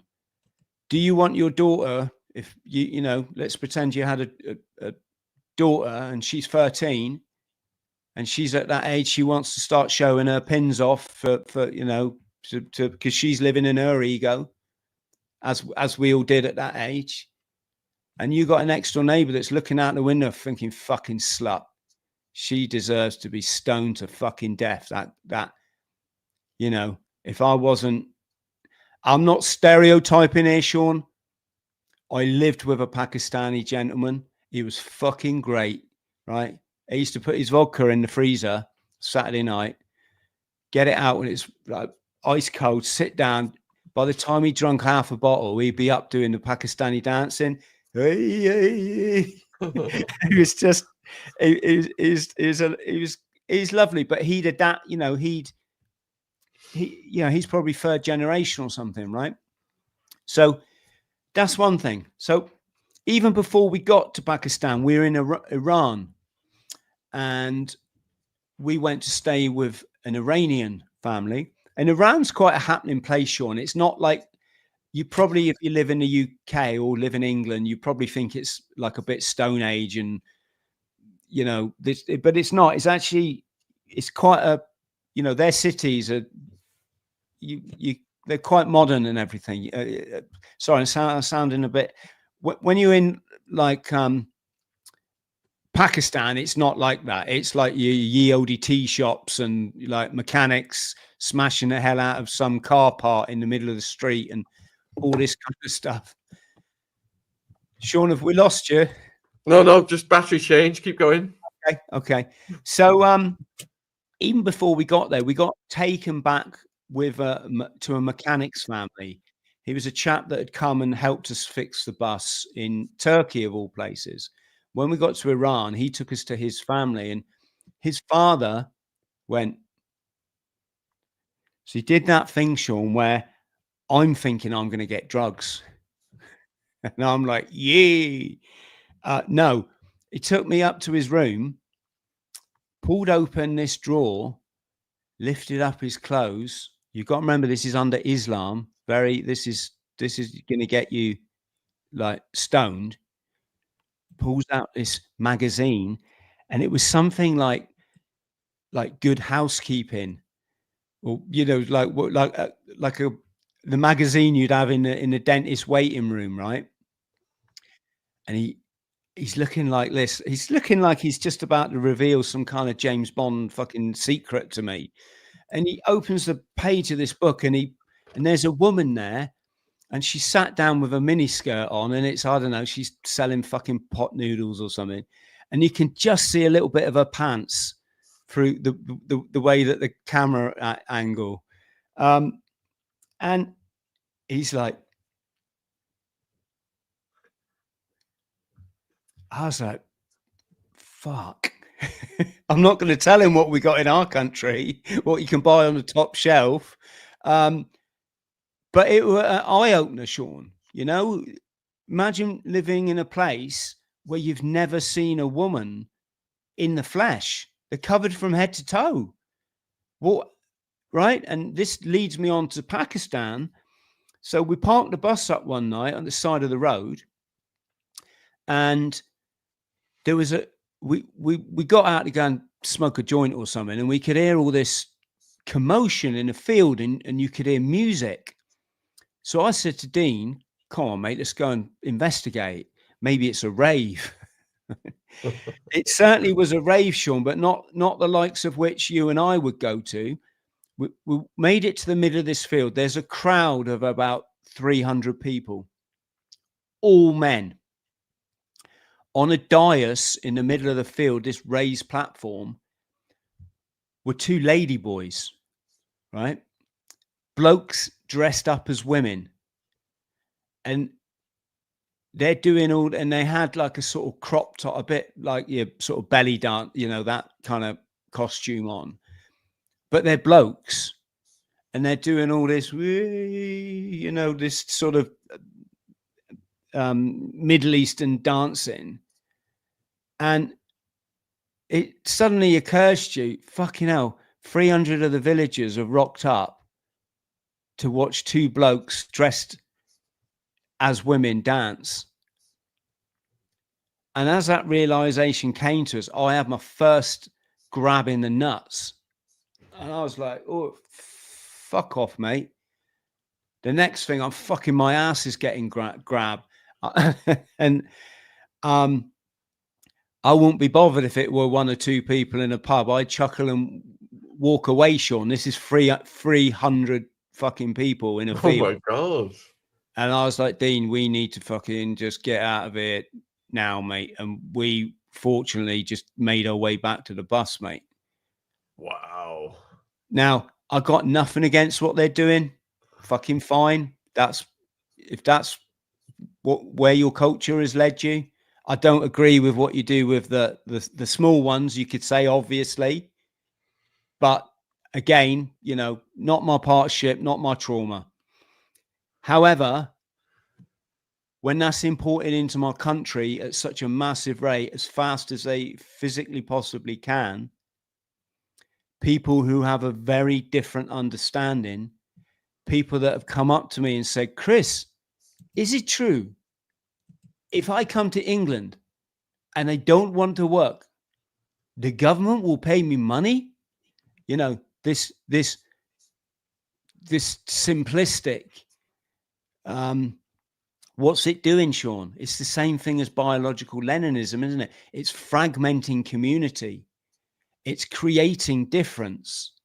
It's creating a massive alliance of people that they don't give a shit about English culture, English history, bloody Wordsworth or Shakespeare or you know, going down the pub for a pint of ale. When old Starmer's lot stand up and say, look, we need a European army, we're going to pay you guys 10 quid a day, and they can send 8 quid of that back to people that are living in poverty. Whose laws are they going to obey? Are they going to obey moral law, Shaun? Or are they going to go for the dollar? Well, pretty obviously, if they've come across an ocean in a dinghy, the dollar is their motivation, isn't it? Improving you know, the quality of their lot. And like I say, mate, I've got nothing against anyone, Shaun. I know there's wonderful people of all ethnicities in this great nation, and I've been privileged to work with them and love them no different to anyone else. That's not the issue. The issue is this is a cabal, and I've got a fucking dog in the fight, mate. All right, they hurt someone that I fucking love. We all know how they hurt them, right? There's actually four people now. And I'll fucking call them out, you know? I'll call them out. Their fucking Hollywood narrative, load of bollocks. Yeah. Did it answer your question? Yeah, it certainly did, Chris. You've had some viewer questions come in. Did you have time to answer some viewer questions? Oh, mate, why not? It's been a pleasure, Shaun. All right. So Tishelle wants to know, what are the characteristics of recognizing an MK Ultra'd person, particularly one who would cause harm? Well, again, I'm not suggesting in any way, shape, or form that relates to any possible current situation, Shaun. However, I think half the reason I've just achieved everything I ever wanted in life, Shaun, is I'm open-minded. I accept stuff. You know, I accept the possibilities and the realms of everything. And then I try to be as realistic as I can without turning into a red pillock, you know. That's Robbie come up with that expression. red pillock, you know, people that everything's a conspiracy. I've had people try and tell me certain conspiracies, Shaun. I just say to them, if you believe that, just row across the Atlantic. Literally, if you believe what you believe, you're not going to survive for very long. You won't be able to navigate for a start. And when a ship comes the other way, it ain't going to be the way that you're telling me. So, you know, you got to add a degree of realism. But the whole thing with the MK is, so for people who don't know, it comes from the German word control, which is why it's spelt with a K, mind control, MK Ultra. And it was a program in America, in their intelligence apparatus, that started round about the kind of 50s, when Operation Paperclip, when they employed a lot of the former German military and scientific apparatus. They co-opted it into America, didn't they? Like, for example, the Werner von Braun, who was one of the founders of NASA, and that's a whole nother like rabbit hole we can get into, Shaun, next time. But round about that time, you had this program called MK Ultra, in which the intended aim was to fragment someone's mind using extreme trauma, almost like torture techniques. And the symbol for it now in occult terms is always a smashed mirror. And that's because the smashed mirror represents the fragmented mind. And then when you've subjected someone to these deep levels of trauma, in the same way, when you hypnotize someone, you have to get their mind into a certain level of relaxation. It's said that you can then program that part of their mind with a separate identity.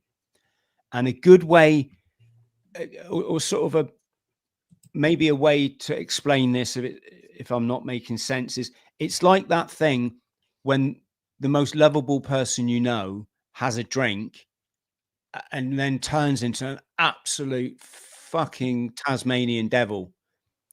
And I'm not, it's not a good comparison, because it's a completely different, like, chemical, you know, spiritual process going on there. But it is that thing, isn't it, that someone who's really, really nice can suddenly flip and be quite unpleasant. And that's what that was the program. They used mind in manipulating drugs. LSD was a part of it. Now, here's the thing. They wanted you to believe, and it's like I said earlier, it's alleged that when, say, an assassin is under MK Ultra, they program them with a trigger word, and when they hear that trigger word, they go into the role like in the Manchurian Candidate. The Manchurian Candidate, I can't remember the film exactly, but I think they got a load of volunteers from the military. They said, look, do you want to come on this experimental course? And then they mind control them. And you get given a trigger word. And when you hear that trigger word, you go into your beta programming and you become this alternative personality. And so if they program that beta personality with, you are going to take out the president, then that's allegedly what they do. And like I say, I did read somewhere that when someone's under that spell and in that beta programming, they give off a certain smell. Their body physically, there's some biochemistry thing there going on, and they always claim amnesia. You know, I don't remember what sort of happened. So that was said to be the program. Then the CIA wanted you to believe that they shelved it, that they came forward into the 60s. They completely shelved it, which I don't know about you, Shaun, but I just don't think that's very realistic. If you had a program where you could control, for example, I mean, it might be a world leader or a TV personality or whoever it might be, why would you just shelve it? That seems too sort of humanitarian. So, rather sort of dubious. And then when you look into it, I might be getting me two sort of conspiracies here mixed up, but I think David Cameron's grandfather was involved. A chap called, I can't remember the name now. It's one of those ones I sort of researched a long time back, and I just remember the, vagaries of it, if that's indeed even a word. It just all gets a bit bizarre, Shaun, So the short answer to the question is you wouldn't know, but you'd see the behavior. The behavior would tend to be obviously completely out of normal for the person. And again, I'm not relating this to Liverpool, not at all, Shaun, right? I'm not even going to comment on that. I think that's a bit dodgy territory for both of us. But and there's clips for anyone that wants to learn more. If you type in MK Ultra glitches into some of the video platforms, sometimes these results get buried a bit down the ranking, but you can actually see a lot of clips of newscasters that just suddenly totally lose the plot, or pop stars where they're in the middle of an interview like this, Shaun, and suddenly something is said that triggers them prematurely or, at the wrong time. And they're suddenly like, ooh, Shaun. And they're fucking just come out with this gobbledygook. And the interviewer sat there going, oh, yeah, they're trying to sort of like make light of it. And yes, and yeah, thank you to Chris there. Chris, thank you very much. And we're moving over to the weather. Judy, what you got for us? It's like Britney Spears. Britney Spears is an example. Britney, that chap Al, the black American. He's been a compare TV host, news type anchor type person. Can't remember his surname, but there's a very bizarre clip where one of his fellow presenters says, yeah, the Holy Ghost. And he goes, it's like something out of a film. And he just freezes. I'm not MK Ultra, by the way. He just freezes, Shaun, for like palpable, like 25 seconds. And it's not until about 10 or 15 seconds in that his fellow presenters realize this guy's like just staring at the camera. And very bizarre. Would I put my money on it? No, Shaun, it's not a bet I'm just telling you the information that's out there. In my personal opinion, does it go on? Well, yeah, of course. Everything. I mean, the military's a form of mind control. Of course it is. To get teenagers to go and hurt other ones. I'm not talking about some justified conflict, Shaun, where if there is a justified conflict, I'd say from a moral perspective, I don't think killing really does your mental health any good. I think it's something that's quite hard to come back from. That's what I'd say. That would explain why in scripture it says, thou shalt not kill, right? I'm not trying to get on my fucking high horse or anything. I'm just saying, if I hurt you, Shaun, I don't know how I could live with it, mate, especially if it was off the back of false information from a dark cabal through their puppet government. I guess you could forgive yourself because we're all young and naive, aren't we? We certainly were when we joined the military. But you got a question from James: how to break the MK Ultra spell?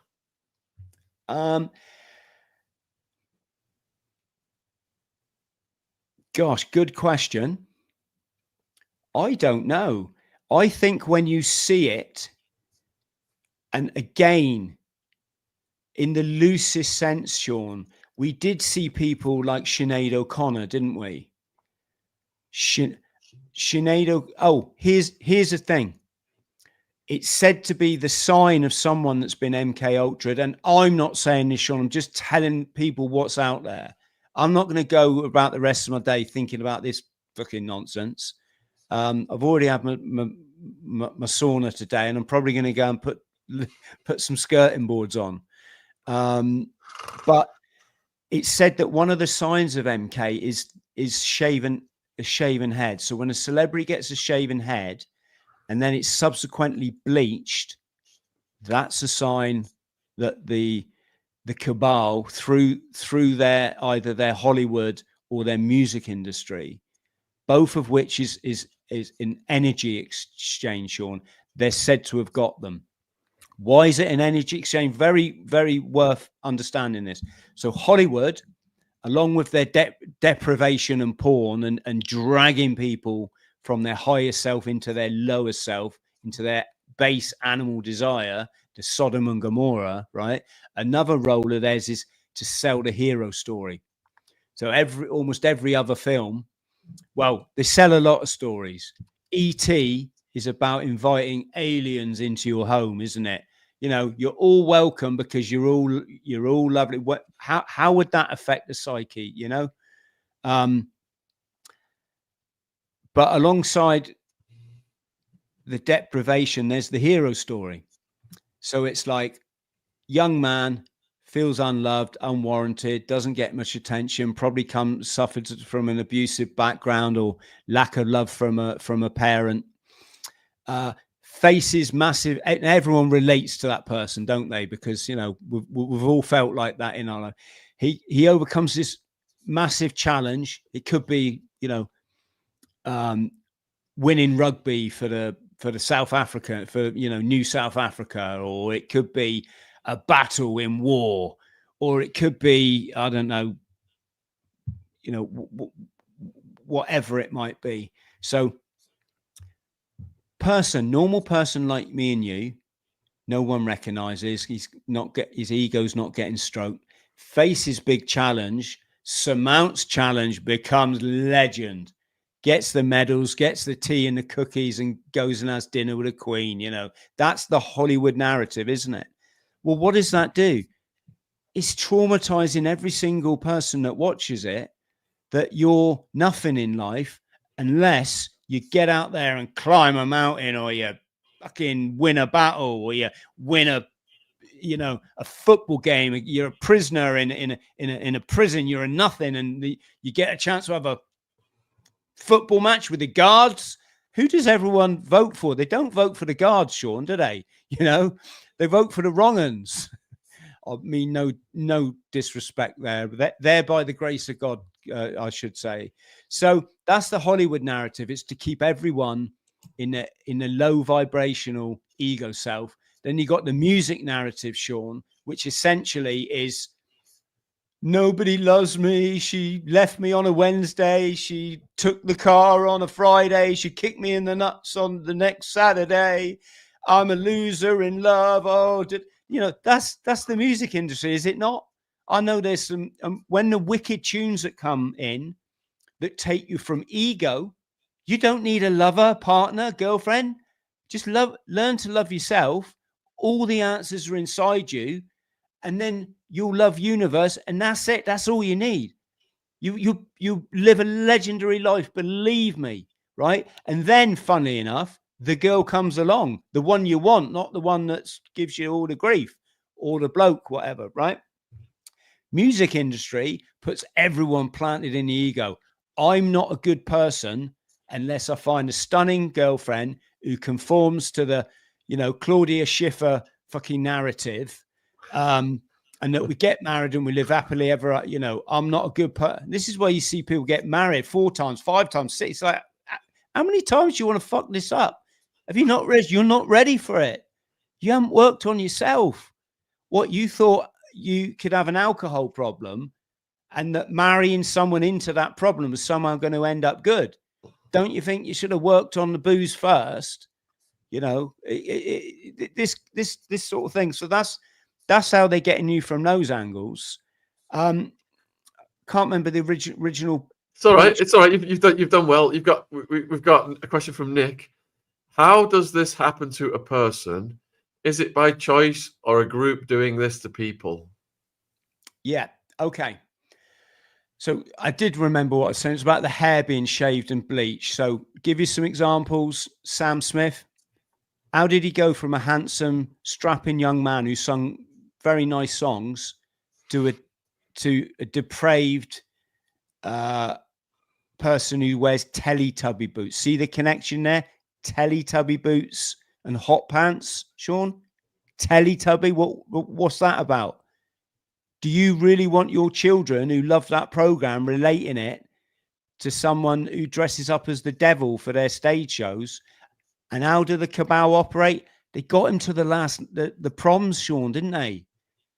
A great traditional, I'm going to use the term British. I know people understand what I mean by the air quotes, but they got him to a great British festival, Mr. Sodom and Gomorrah himself. But the point was, at some point in his career, he suddenly appeared with a bleached blonde hair and a crew cut. Eminem, I don't know. I mean, I like Eminem, but again, another one. Also, the animal print. When you start the zebra print and the tiger and the leopard spots and all, that's supposed to be said to be another sign, right?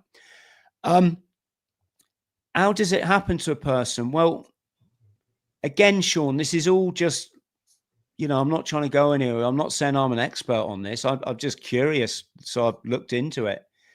You've got these families like, what's the girl, son of the country singer, Achy Breaky Heart?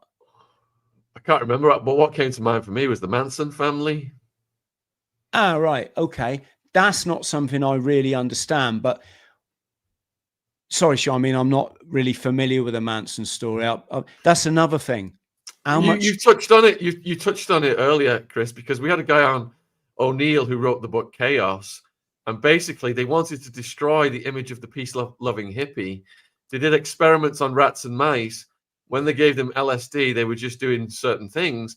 But when they gave them LSD and amphetamines, they started to form marauding gangs that sexually attacked, cannibalized, incest. So they gave all that stuff to the Manson family. Charles Manson was constantly getting arrested, and his MK Ultra doctor would just get him set free so they could complete this experiment. Yeah. Well, that you just remind me of another thing there. And again, I'm not going to relate it to the current. Let's take another parallel. Let's just say you had a very popular astronaut. No, that's a shit example, isn't it? Let's choose something realistic. I don't know. Let's just say you had a celebrity chef, right? It was very popular with young people. He'd done a few, programs, and the youngsters loved it. They're all into it, and he's, strapping character. He's a handsome dude. He's something that a lot of people, like I say, look up to. And then he announces that he's going to run for, I don't know, mayor of a important city in the UK, right? And let's say another one during the medical nonsense, another guy who'd been a celebrity chef was actually like the only fucker that stood out against this, the nonsense. It would be convenient. I'm just chucking this out there, Shaun. I'm not saying this is. It would be convenient, wouldn't it, if suddenly a celebrity chef goes and commits a utterly horrendous atrocity, so that the plant in everyone's mind is, well, these people are not that fucking good. I think people, possibly can understand that. But Miley Cyrus, Billy Ray Cyrus, wasn't it? There's a lot of parallels, Shaun, in this whole Hollywood thing with respect to mind control, CIA, dark ops, this kind of thing. Mark Devlin highlights a lot of this in the music industry, that Laurel Canyon is quite significant in the USA, that a lot of these rock stars like Jim Morrison, that their parents were actually military assets or state assets. You've got to be careful there, because there'll be people that will say to you, Shaun, what did you get this gun for? He was in the Marines. He's obviously deep state. I can tell you hand on heart, Shaun, and as a grunt, which I was, you're just turning up for a job, mate. You're never going to meet anyone from the government. You're never going to meet a spook. The closest thing I had to intelligence was when we were in the Northern Ireland conflict. Our intelligence officer, they actually got a guy from a Scottish regiment, an officer, and they got one of the lads. that was it. They did the intelligence for our company. We didn't get to meet, people wearing Men in Black Ray-Bans and all this. It's just like but like I say, Mark Devlin draws. He's really sort of good on this. Although, like I say, you've got to be careful straying into supposition, right? But another thing is this intergenerational thing. Like Miley Cyrus, Justin Timberlake, they was all in Disney, weren't they, as kids? They all started off as these lovable kids, butter wouldn't melt. And then they went into their sort of other role when they got to adulthood, that they suddenly turn into these debauched, like sex fucking tyrants, or what, I don't know the word I'm looking for, but you know what I mean? Like they're out pushing their ass up against people on stage, and they call it, what was the name they give for it? Like bloody mooching or some stupid twerking. Imagine the message. All those young girls you've brought up through the Disney, right? We all know the origins of Disney that is home to the 33 Club. They, again, esoteric. So there's something going on there, isn't there? Some connection.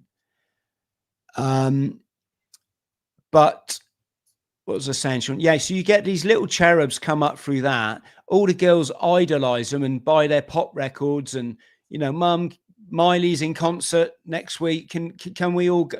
And then what happens when they all reach womanhood, where they should start to learn how to love, respect yourself, that you're just as equal to men, that your role is to be a good family member, community member, a good parent, to be fulfilled yourself, of course, whatever. No, all of that goes out the window. You got to be a sex slave to men, and you got to be on stage twerk. And you see this in our culture, Shaun. The other day, I was in a scenario, I won't say when, but it was to do with young people, and they all got brought together for a photograph, and they're 10 years old, Shaun, right? And out of that photo, let's say there's 20 people in it, 18 of them were kids, because that's what they are. They're freaking kids. And they're like, doing what? Two of the girls there were like,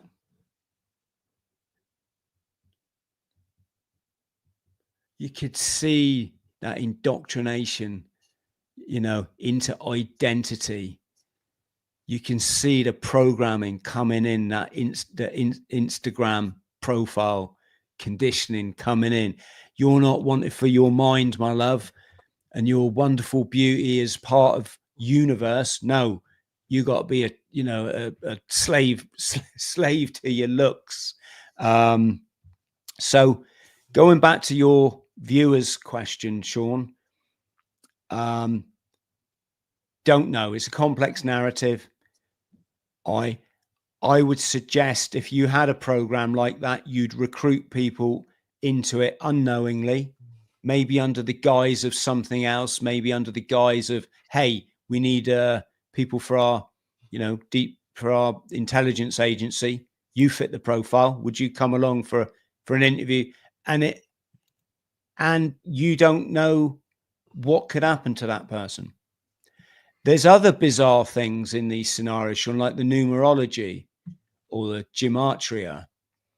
You got to remember, whether you like it or not, whether I like it or not, cabal, the Babylonians, they come from the mystery school, ancient mystery schools, which go back to ancient Egypt. They deal in numbers. They assign numbers to mean certain things. You and I know if I say 33, that has different meaning to you and me than it would to matey down at the flower shop, right? Unless he happens to watch our, unless he happens to read books or watch videos in that area, Shaun, right?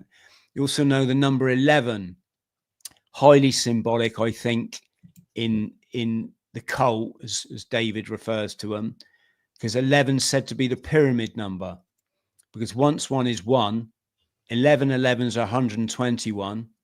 111 times 111 is 1 2 3 2 1.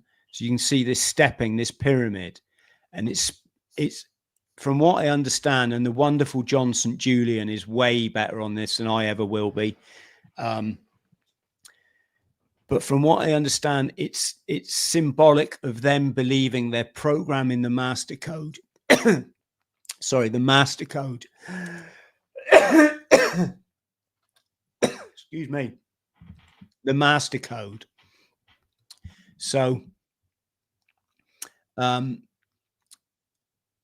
yeah. So this is why, when there's amazing, hello, Spooky. Much love to you, my darling. So when you see these events and you see numbers attached to them, then there's something deeper going on, isn't there? There's energy harvesting. When you look at some of these pop stars on stage and they have their stage shows, or even Glastonbury now, you think, oh, it's just music, it's fun and love. And well, for a start, listen to the lyrics. They're normally pornographic. This is what people were letting people took kids to the Sam Smith concert. What is that about? They're taking children to someone whose thing is S&M. But when you see these stage shows, Shaun, you could argue it's an energy harvesting. People think they've gone there for a knees up. And don't get me wrong, I went to see Crowded House about a year back. It was bloody brilliant. But what I'm saying is look at the symbology, look at the color scheme used. Mick Jagger today, what's the longevity of a band that, I never really liked them, to be honest. I'm not saying, I know there's people that love them, but why is Mick Jagger always go on stage wearing black and red? And he's now into his, coming up for his 80s or something, Why does it Bob Dylan say that you got to pay the master and commander? And he's not the one that most people pay homage to.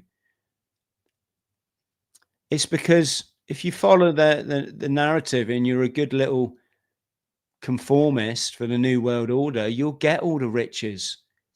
You'll get it. You'll get what you believe is the adoration of fans. You'll get the house in Miami with 3 swimming pools. You'll get all of that. But as it says in scripture, you'll have nothing. The devil said to JC, didn't he? Look at all this, mate. All of this will be yours if you come and work for me. And JC said, I'll come and work for you. I'll have nothing. I'll have nothing. Because it's not about the material world. It's about making that, that connection. So, again, sorry, gone a bit long-winded there. I'm not sure, but the numbers thing, it's absolutely a massive coincidence, right? That a certain event recently, the numerology in the clip that was released all over the internet is the same numerology. Let me just say, on a certain person's, one of their social platforms. 2 of the numbers that we may or may not have discussed on this show, Shaun, I'm not saying anything. I'm just saying you can understand why it starts to seem, these things are bizarre. You layer on top of that the lack of transparency. You layer on top of that the fact that certain communities, let's say, are given privilege in this country, Why? Why are people given privilege in this country, Shaun? Well, what if your plan was to decimate this country, to fragment communities, to have your kids beaten up by five, your 10-year-old beaten up by 5 people on the way home from school, by people that have got very different values, to become like Sweden, rape capital of Europe, right? If your plan was to destroy these communities by getting in as many people as you can, what if then people start misbehaving and they start showing their culture, which is fine in their country? It's not fine, but one incident, Shaun, we were driving through Pakistan in the bus. We were lucky. We had one of these guys that I told you about. Yeah. Funny enough, when I shot that pistol off in the forecourt, I thought, where's Dean? My fellow driver, he'd like disappeared. And I remembered he'd gone to the toilet. And then about 15 minutes later, I seen him poking his head around the corner of the corner of the room. I'm like, Dean, you all right, mate? He went, I heard a bang. I thought they'd started killing us. But, that's their shit in their part of the world. How are you going to destroy a country with this massive illegal immigration if suddenly it's getting reported on every news channel, the behavior of some of these people? It would cause public uproar, right? It would cause way more when people start to live in fear and fear of going out their house or letting their daughter or their son go out the house. You're going to get a very different reaction, which is why I would say we got to kind of pay attention, Shaun, when some of these things are going through the court and people are getting a suspended sentence for subjecting a child to, you know what I mean? Fucking horrendous attack, horrendous. They're getting suspended or a slap on the wrist and pay a fine. Someone says on Facebook, I'm not happy about this shit that's going on. They get 2 years in prison. You can't tell me this is an agenda. And if people really want to understand it, you've got to understand Windrush. And this is I'm not trying to be controversial or anything. We was always sold on Windrush as these wonderful Afro-Caribbean community coming here to help rebuild our country. And again, I mean nothing, no disrespect whatsoever to the Afro-Caribbean community, who are welcome to live next door to me if they behave accordingly, in the same way I have to try and behave, right? What they don't tell you is when that ship, it was called Windrush, it was a German cruise ship. It got co-opted, like a lot of German ships after the war, into the British establishment. So Britain owned it. They leased out the rights to operate it to a company called the New Zealand Shipping Company. Now, the New Zealand Shipping Company was part of something called the cousinhood through the Nathan family, right? The cousinhood, which was headed up by a family that will be of no surprise to anyone, but let's just say a big money family worldwide, and their name begins with R, right? The cousinhood was this phenomenon that started, I believe, in the 1900s, where this group of wealth interests, Shaun, suddenly got their family in all the positions that you don't really want people in when your country's interests are not their best interest. Their best interest is money. The best way to make money is by invisible slavery, right? And death and destruction. This is why that family goes back to controlling the outcome of the Napoleonic War, isn't it? By creating a run on the stock market. Now, the cousinhood, their controlling position, Shaun, up until the 50s, of like secretary for war, secretary for transport. This is getting serious now, right? And This ship rocks up at Tilbury Docks, and the wonderful British people, English people, went down with cups of tea to meet these people and to shake their hand and say, you know, can we help you? Because people are nice, right? In Parliament, the questions raised, where did this ship come from? Nobody, you know, because it had been done through the back door, Shaun. It'd been done through the back door because this network have dibs on controlling everything. They can get stuff into Parliament without even being being on the bench, just by their power and influence, and they can get gullible, you know, probably well-meaning British ministers to go, oh yes, I'll sign that paper. Creation of Israel, same thing. Balfour Declaration. Balfour was the Rothschilds guy in Parliament. It was that simple. I think he'd been quite big in, the South Africa company, didn't he? It was Cecil Rhodes and all that sort of interest. East India Company. What they did is one of the Rothschilds put together a document and suggested that that this place in the Middle East become the land for all the refugees, based upon I'm just going to say this, Shaun, what some would say is a historical fiction. The promised land is serotonin and DMT. It's an allegory. It's a code. If you want to understand it, just do what I do and buy a book. And what they did is they suggested at the expense of the people already living there, that this become a refuge. And so Balfour in Parliament just said, hey, Your Honour, Mr. Speaker, I have a paper here that suggests that we support the Palestine become a homeland. The Balfour Declaration, right? And somehow they just fudged it through government, Shaun.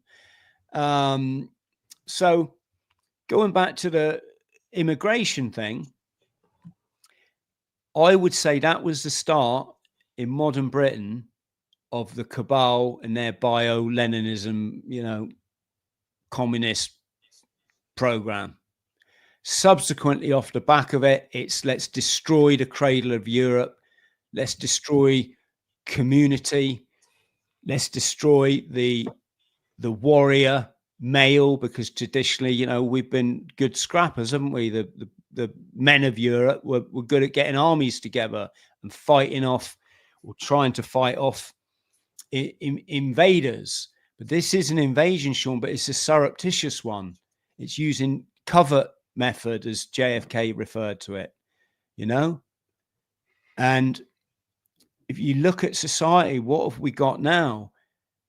We've got communities that are far too big. They're sprawling. You literally, even me, I'm quite a friendly person, Shaun, and I believe in that love is the ultimate aspiration in life. I still don't know my neighbors 2 doors down. It's too big. It's too vast. There's too much going on. Lay on top of that social media. Lay on top of that narratives that tell you got to lock yourself in your house and work from home now and communicate through this thing. You're getting more and more and more losing community, getting yourself in your own twisted, traumatized identity, pouring out that bile and that vitriol, is it called that? That nastiness through your keyboard onto other people that you don't even know them. You don't even know them. It's insanity, mate. Yeah, and they're achieving their aim. And this is why there's no military in the Channel telling these boats turn around and go home. The apparatus they've set, these global organizations. So you've got the Red Cross there.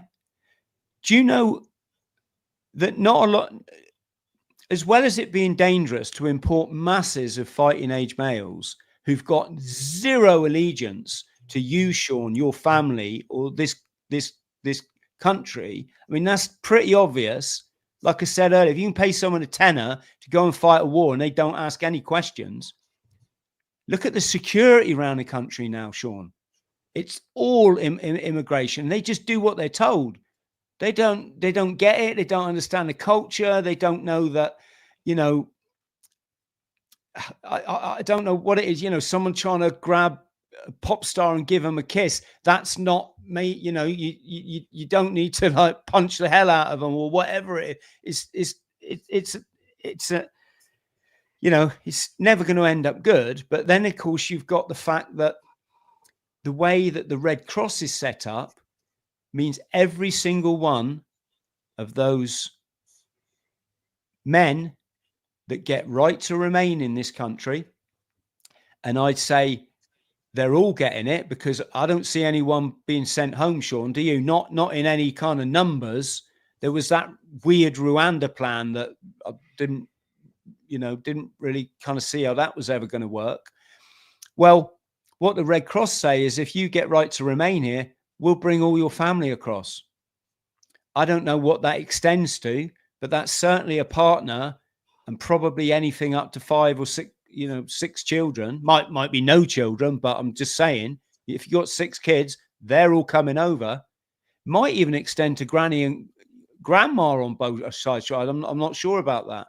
But can you suddenly see how, there's more to this than meets the eye? And remember, the aim of the cabal, mate, is just divide and control. And there's a lot of money being made as well, and we've looked at that. But Chris, we've gone into overtime here. There's still about 100 questions pending. I've got to take Ziggy to the park. And huge thank you for spending so much time with us. All of Chris's links are in the description box. What would you like to say to the viewers in conclusion? What can they look forward to on your channel in the coming weeks? So I've got quite an eclectic channel, Shaun. I've because of my kind of, because I've let me start again. I like to learn stuff. I like to talk to people that I would never get the chance to. I like to speak to people to help bolster my own journey through life and my own understanding. So we have guests, well, as you know, ranging from famous pop icons to SAS troopers, but we've also had a lot of sports personalities. We've had a lot of truth stuff. Obviously, I don't like to pigeonhole myself, Shaun, as you can probably gather, simply because this is an amazing life, mate.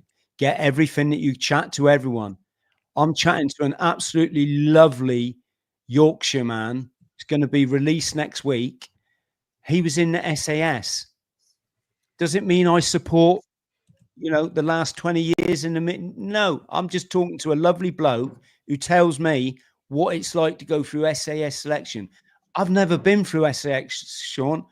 I'm going to ask him everything, mate. Do you know what I mean? I don't have to agree with it, but how can I make my own framework for going through life if I'm not even listening? I don't care about listening to variety and, and nuance and all this kind of stuff. So come over to my channel, folks. But mainly, my main thing is helping people to see how the cabal, through their network, their operatives, through their controlled opposition network. And by controlled opposition, you don't have to know your controlled opposition to be controlled opposition. If you ain't talking about, there's a dark cabal out there and they're good at what they do. They can lock everybody in their homes for up to 2 years and hardly anyone questions it. That's good mind control, Shaun, If you're not questioning that, and if you're not questioning the way that they're conducting themselves is through energy, vibration, and frequency, they're controlling your childhood trauma, right? This is what I help people to understand. But ultimately, I help people to understand that, friend, you are a massive legend. I love you unconditionally because I understand this, right? You are not alone. You are going through tough times on and off. We all do. Other people won't understand you because they're programmed for their life. That doesn't matter, because there's a bigger picture here in which you are massively loved. Shaun loves you. I love you. All my crew love you. You don't need no more. What you need to do is wake up on those days when things don't seem right and remember what I'm telling you now. Remember that the future is always bright, that everything along the way is sent to you so that to challenge you to get better at your life, which you will. You're born a legend, you die a legend. Make sure you know that you're a legend in between, because there's a lot of people out there, they don't want you to know that. Much love. Well said, brother. Much love to you. I'm going to let you go and I'll close the show. And we've got almost 100 unanswered questions, so hopefully you can come back. And we come over to my channel, folks. I'll answer them all. We've got a Patreon. We've got the Legends Club. We meet first Monday of every month and we chat about all this stuff, Shaun, and we try to stay away from the doom porn and the scrolling of that. And we try to say, hey, what are you doing today for your spiritual battle? How have you been in service to people? Have you jogged around the block? What, you've chucked yourself in some cold water? Very easy things to do. Very, very easy things to do. But Shaun, I love you, brother. Go steady. Much love. You take care. Cheerio, my friend. Cheers, dude. Thank you. Cheers. Bye. What a phenomenal guest, folks. I first interviewed Chris about 5 years ago. We did 2 podcasts with him, about 5 hours of content, his backstory. So links for them are in the description box. Thank you to all the people who've just said they've subscribed to Chris. Let's help him get up to 100,000 subs. Link in description. His book is down there and links for all of his socials. You know, we're doing a lot on MK Ultra. Fascinating subject. We've got MK Ultra survivor Anna Lee. This one's coming on in about 2 weeks. It's already been recorded. MK Ultra and tunnel survivor Anna Lee Cummings. She was on Charlie Robinson's channel. I'm looking at my phone now. I've got a message from Paul Golding, leader of Britain First, and I think he's confirming to me that Ashley, who's another leader of Britain First, is probably going to be coming on this week, possibly as early as lunchtime tomorrow. And then on June 4th, we've got ex-Satanist Zachary King, and this one's called Elite and Bohemian Grove Exposed. I've also just got a message from Lionel as well. So I hope to get Lionel on soon. So wherever you are in the world, folks, hope you're having a great weekend and you're not getting sucked into the web of perpetual anxiety, MK Ultra techniques that Chris talked about. Taking Ziggy to the park, for me, is the best remedy. We're just in the moment. He's on the swings, whatever he's doing. And the vitamin D is coming down, the smell of the grass, the trees, the water. I find that is my perfect